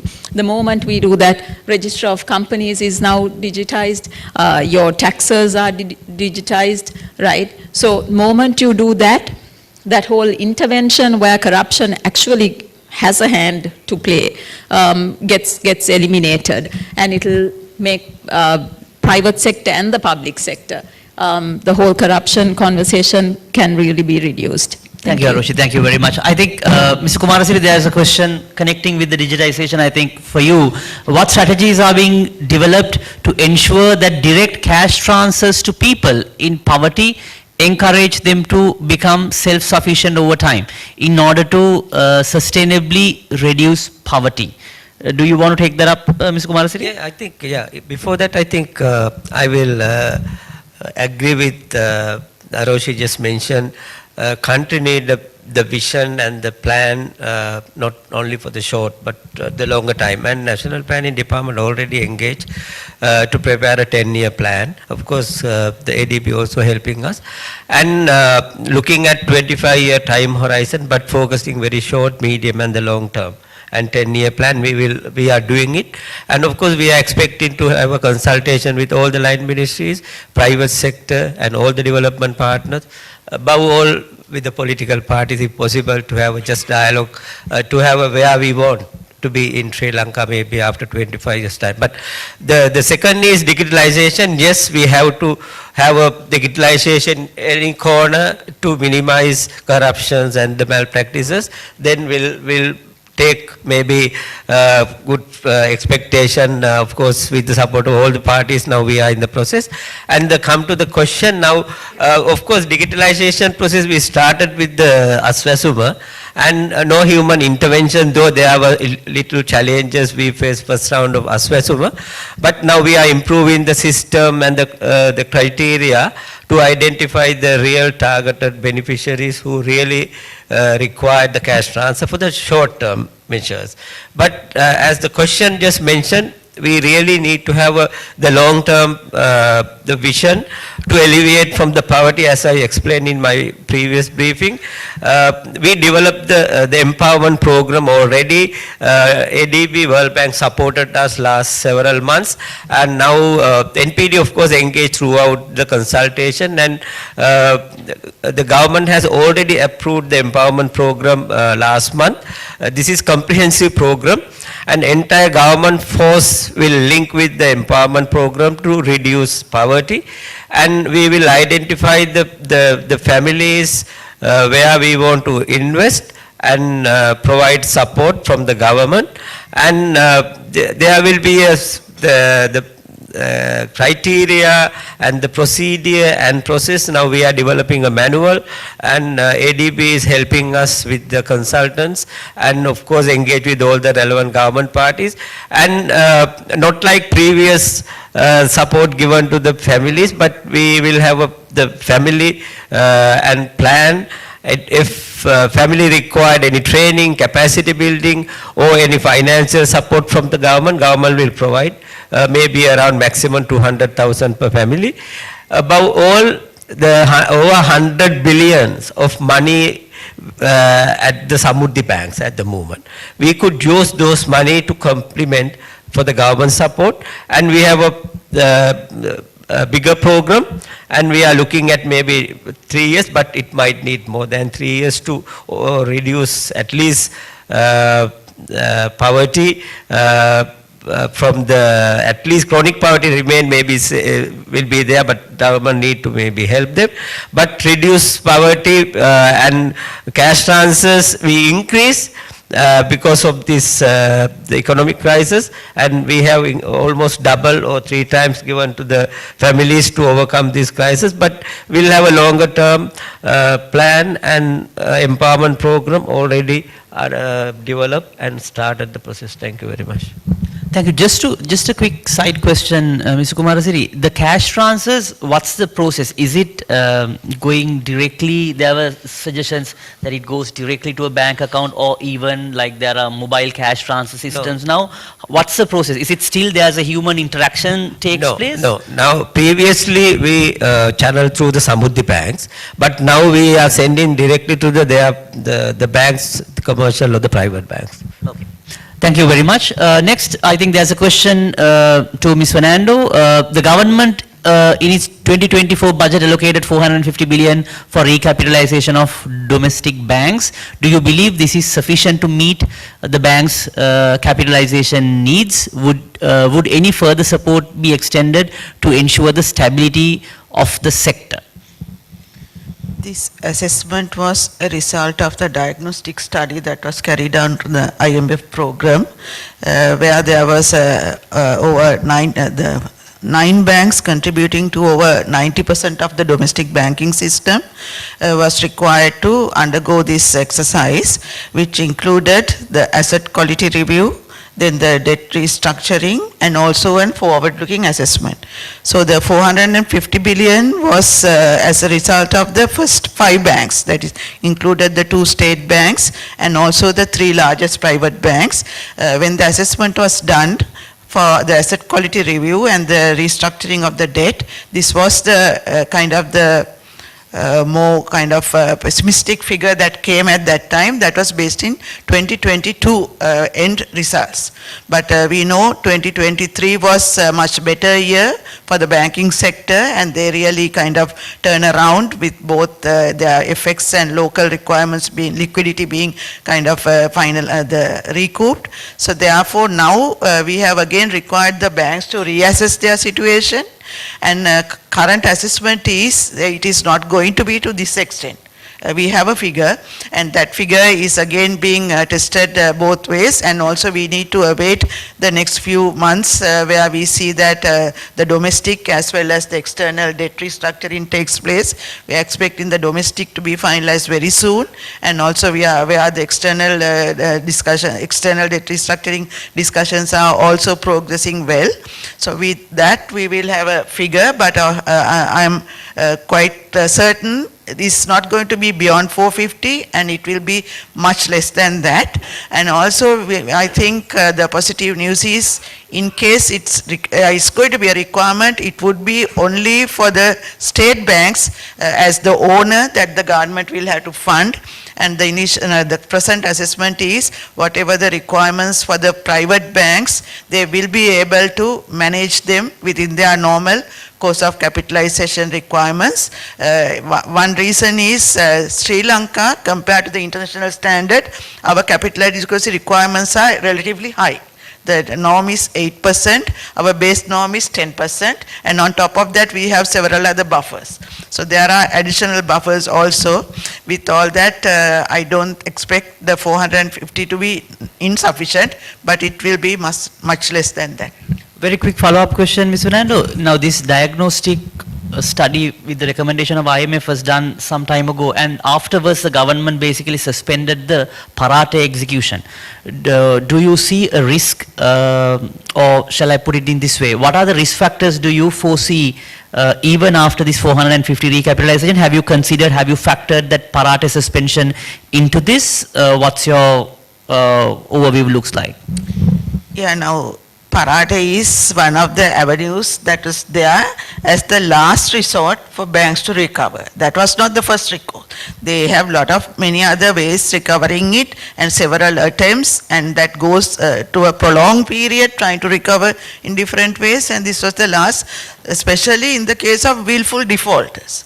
So I think recently I gave the data also. It was about 2,000 not Parate cases over a 5-year period, and accounting for about 1% of the total loans that is there currently.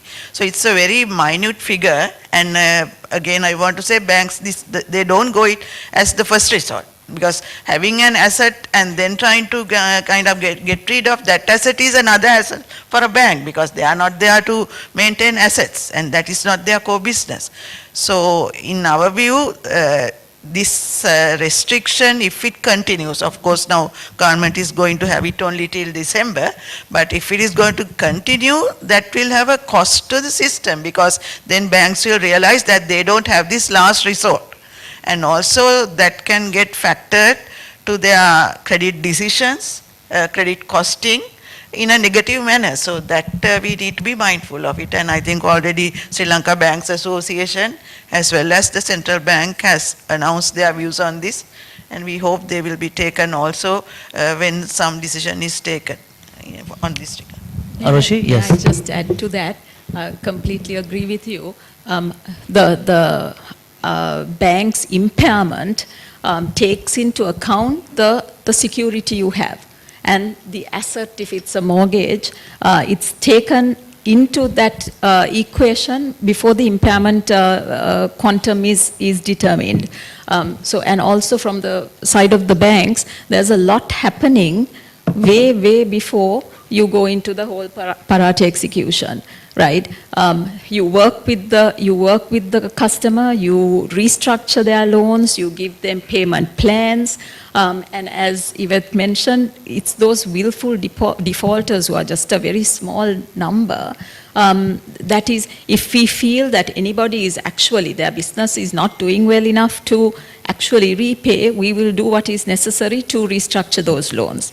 So it's after all of that that it comes, and now every bank, commercial and I think the public banks, we have a business revival unit, which is looking at stressed companies and trying to give them, in terms of like consultancies, the knowledge or the capability to actually come out of that whole debt trap. So with all of that, I think we really need to look at this parate execution. Thank you, Aroshi. Thank you very much. I think the next question is to Takafumi, and even Utsa can take this up. I would also like to add my component into this. The question is, what is the perception of the ADB on the progress of the reforms process taken by the government? On top of that, I would also like to add on the climate risk, because which we, I think, haven't discussed, which has been in the country partnership strategy. My chairman Murtaza used to say God is a Sri Lankan, because over the last few months there has been the rain gods have been very kind, so there was excessive rain, so our hydro generation, our power generation has been through hydro, and now we have quite sunlight, so with which helps the agricultural sector. I would like to also touch upon, while you are getting your view on what's the ADB's view on the government's reform progress on in terms of climate risk, how do you evaluate, what are the key sectors that we have to look into moving forward? Thanks. Thanks, Dhananath. In terms of the reform progress, I think the slides that we presented at the beginning are basically, for the lack of a better word, testament to sort of the progress is being made. One also has to put that in the context of where the country was and where it needs to be. So yes, we certainly see progress. We also need to keep in view that many of these reforms are not easy, require a consultative process, and that process, due process, needs to be followed, and that has its own timeline as well. So I think given all of that, we are seeing progress. There are many things in the works, and we are supporting from our side on this reform process. The important thing here is, we've discussed the use of AI and past comparisons to stay the course and persevere through these reforms to meet what are the objectives that have been outlined as part of the overall the IMF program, or our country partnership strategies or partnership frameworks to basically help Sri Lanka come out of the crisis. Of course, there used to be, I'm from India, so there used to be this famous Pepsi line, Pepsi quote, "Ye dil mange more," one always wants more. So there is no sort of, end to desire, but one has to be realistic about it. Yeah, on climate, we are working sort of at the sectoral level, especially in the energy sector, on supporting the renewable energy development, and that's part of our policy-based, discussions that we are having on power sector reforms. Then I think ESG was mentioned during the panel discussion earlier. We are working with the SEC and the CSE. There is already a green taxonomy, so we are working on the green bond issuance framework as well. On climate, maybe I'll also pass to the country director if he is like to add anything. Okay, just quickly, thank you. On climate, yes, it's yeah, we are mainstreaming both mitigation and adaptation actions in our operations, and I do feel that there's a more discussion about climate mitigation, as you mentioned, like renewable energy, and that is great. There's more investment. Maybe you can tap climate finance with favorable terms, and that is good for development. But we do recognize that the climate vulnerability of the country is very high, and therefore we will be looking into investments and policy areas where we can help build that resilience as well. Going back to the sector, I think the reforms. So we do see good progress, of course, but this is just the beginning. And as Utsav mentioned, these are very difficult reforms that are being undertaken in a very short period of time. So there needs to be a realistic expectation on what can be done. At the same time, of course, the momentum has to continue, and then we need to avoid a situation of a reform fatigue. And as some of my fellow panelists mentioned, there needs to be a continuous social or public support towards these reforms. And for that, the consultation, not just consultation, but there has to be more active public outreach done by the government so everyone understands why this kind of reforms are needed, because they are painful. And I understand that many of the citizens still do not feel the benefit. When you look at the charts and you see current account surplus or fiscal surplus or reduction in inflation, but people do not feel that in their daily lives. So it is important to enhance that communication. So it's way beyond right to information. It's this proactiveness to engage with the public would be very important. Stop there. Thank you. Just a quick follow-up question, Takafumi. You have been also assisting the power sector reforms to an extent, and many. A popular excuse that everyone provides is politicians do not have the will to do these reforms. If you were to not to comment, but how do you see the willingness of the not the politicians, by the government on getting these reforms done? Do you feel like as a development partner that they really have that, that purpose or the objective or the willpower to get this done? Or do you think it's like, again, waiting for the next election cycle, or this is getting dragged again for another cycle? You can skip the question if I'm putting you on the spot. No, I think, I could say with confidence, as of date, there is a strong commitment on the side of the government to undertake these reforms. And I think, teams like Utsav supporting like trade and investment and other teams in the room, we are actually pressured to move faster, like on the PPP as well. So I think there is a very strong drive, and we are very happy to be a part of that. Again, these reforms are not led by ADB or IMF. These are the reforms that are absolutely needed for the country to get out of the crisis and extricate itself from this hole, and then to get onto this strong, sustainable development path. Thank you. I think we have 2 minutes to wrap up. I think two quick questions. One is, what is the plan for infrastructure development for 2024-2028? And I think there's a question about the ease of doing business. Any strategies identified by the government to be implemented to make sure Sri Lanka show progress in the ease of doing business? As far as I know, the ease of doing business is no longer there. I think they have changed to a new business enabling index, but I'm sure that ease of doing business is a good framework to think about how we can improve business. Maybe with those two questions, and Subhashini, you have a question on what does Sri Lanka need to do to improve compliance and how can development partners support this? Who should they partner with? So we'll take those 3 questions and wrap up the panel discussion. Subhashini, do you want to go first on the question on the compliance?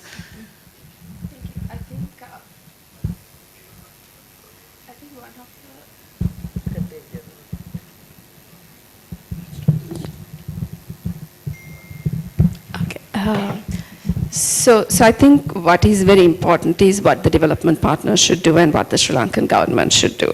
See, if Sri Lankan government is bringing in laws that that with the intention of improving the country's economy, public sector efficiency, I personally think, look at any one of your organizations, investing in building capacity and capability of their staff to implement those is actually government's responsibility. So why do we always turn, we have become sort of beggars, always asking development partners and donors, help us with this law, then help us with the implementation of the law, help us. So really the bottom line is improving our own ability to do it by developing our own resource capacity. And that is one of the crucial areas in this reform and in even all past IMF reforms. I hope the AI actually gave that revenue, right? So we've always been saying in every IMF, this thing is Sri Lankan government needs to have its own revenue and resources to be able to do its own loans, build its own capacity and implement them efficiently. Today, this lack of capacity and lack of capability to implement things, partly it is motivation, right? Sometimes you're not investing in capability and capacity simply because you don't want to implement. Then others, if it's a resources, you need to find resources. You can't constantly go with a begging bowl to, all of these development partners to do this. And we know and Sri Lankan government has continuously failed to meet revenue targets in every IMF program, including this one. And this is where fixing revenue leakages become very important. So this is a bit beyond compliance, right? Because whenever you're expecting a development partner to assist, actually you're putting I feel like you're washing your hands.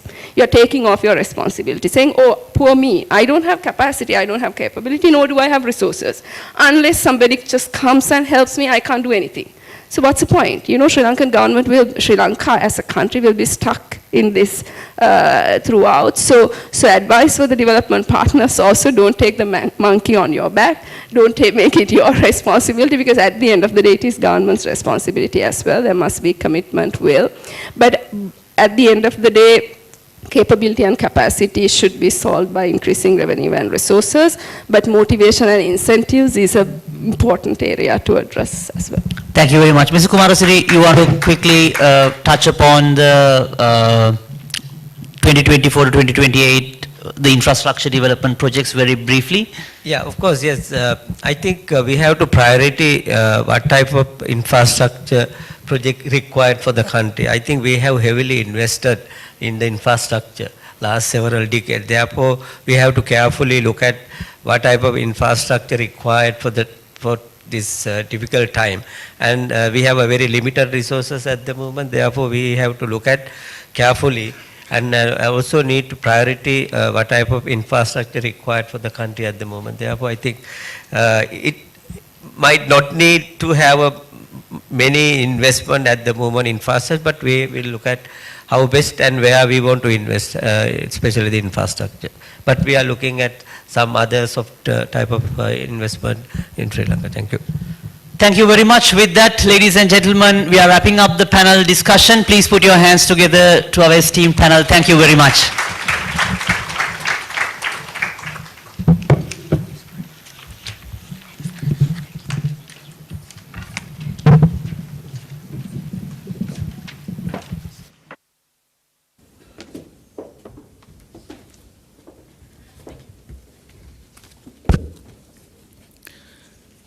Thank you to the panelists for that extremely engaging conversations, and thank you, Dannath, for moderating that really efficiently.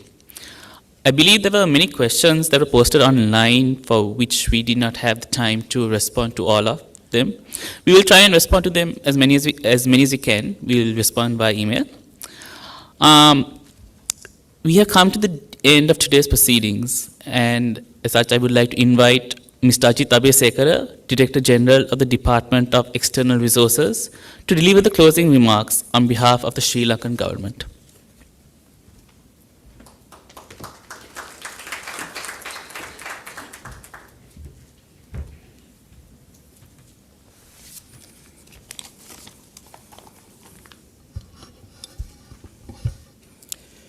Good afternoon.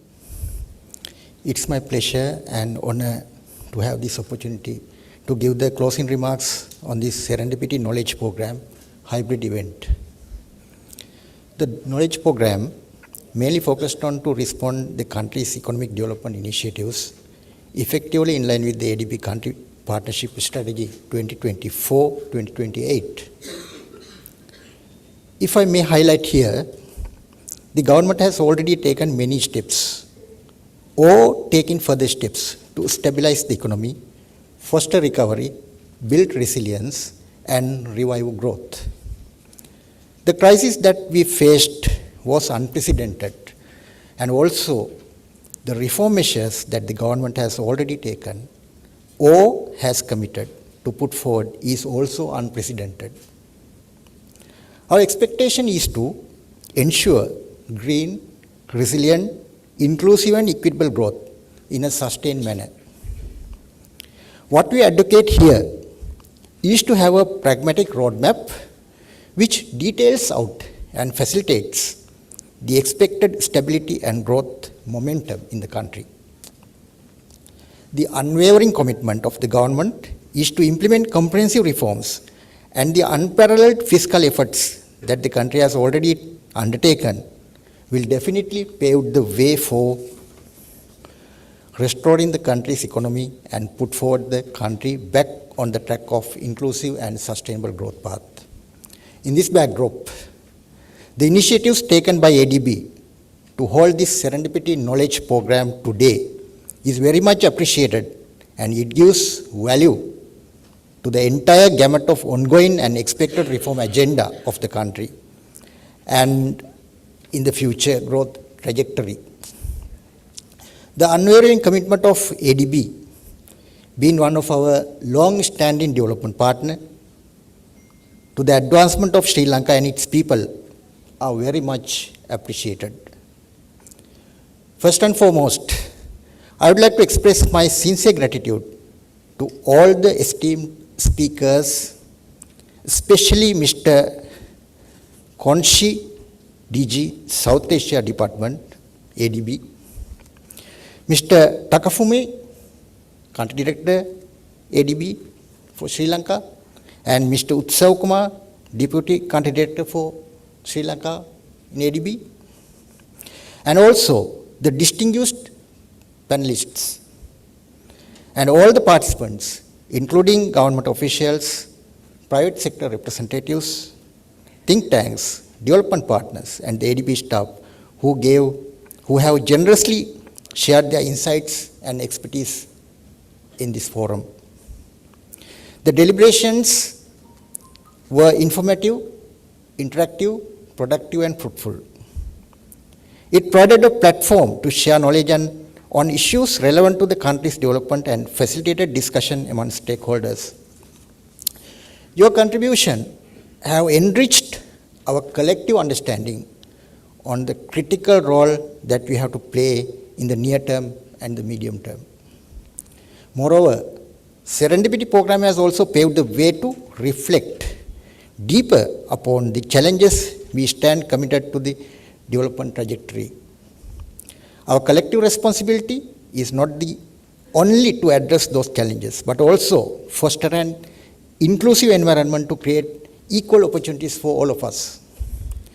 We also need to strengthen our capacity to address these complex challenges and also challenges posed by post-restructuring debt obligations as well.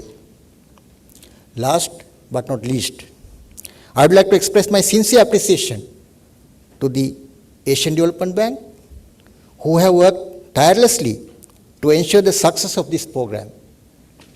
Also, I would like to extend my profound gratitude to every contributor who has played a role in shaping this movement, and your contribution has been instrumental in realizing this program's potential.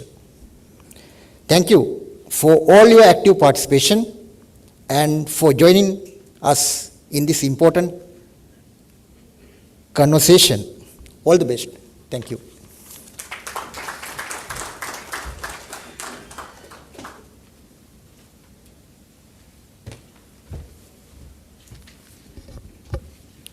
Thank you, Mr. Abesekara. To provide closing remarks on behalf of ADB, I invite Mr. Takafumi Kadono, Country Director of the Sri Lanka Resident Mission of ADB.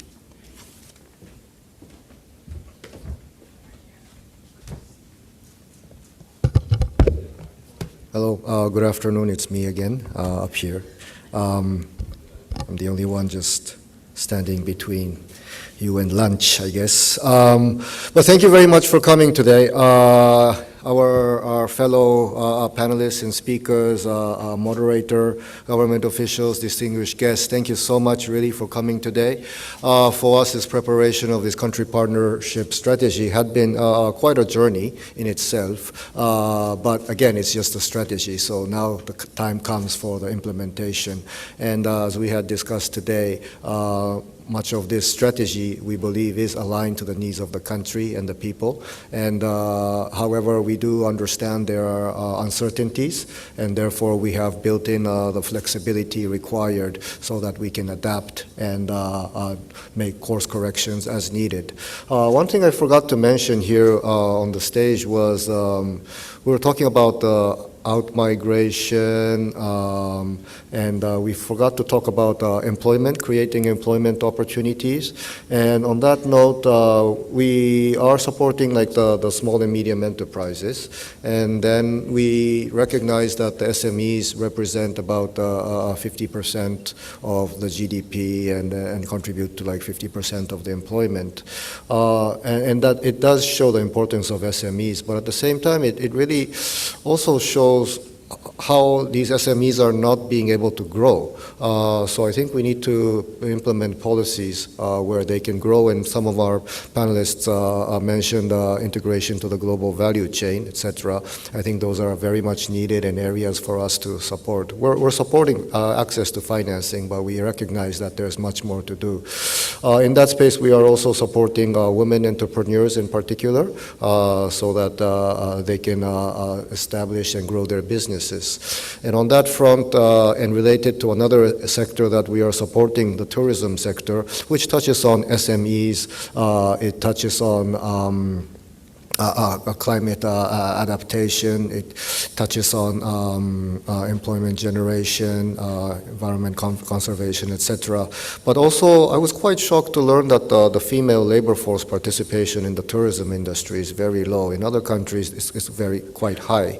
But more generally, I understand that, for example, the caregiving responsibilities of women inhibit them to actively participate in the labor force. And these are areas that we need to address as well, especially with the out-migrations happening.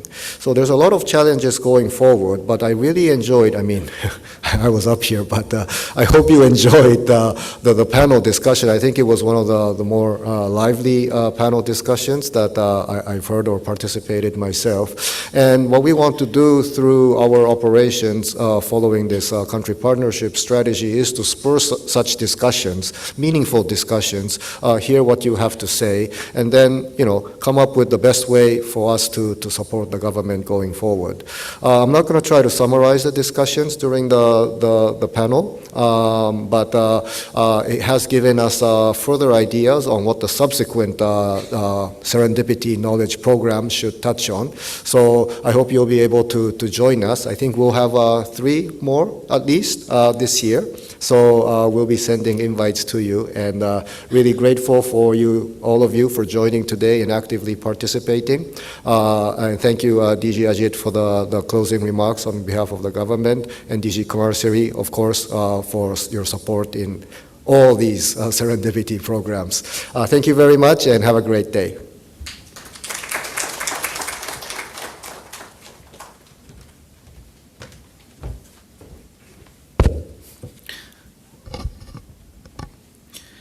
Thank you, Mr. Cardono. And with that, we conclude today's proceedings. I hope today has shed light on the framework and scope of ADB's assistance to Sri Lanka over the next 5 years. On behalf of ADB, we extend our sincere appreciation to each of you for your participation, both in person and virtually. I believe that there were close to 90 participants joining us online. Those of you who are in person, I would like to invite you to join us for lunch outside. Have a pleasant rest of the day. Thank you.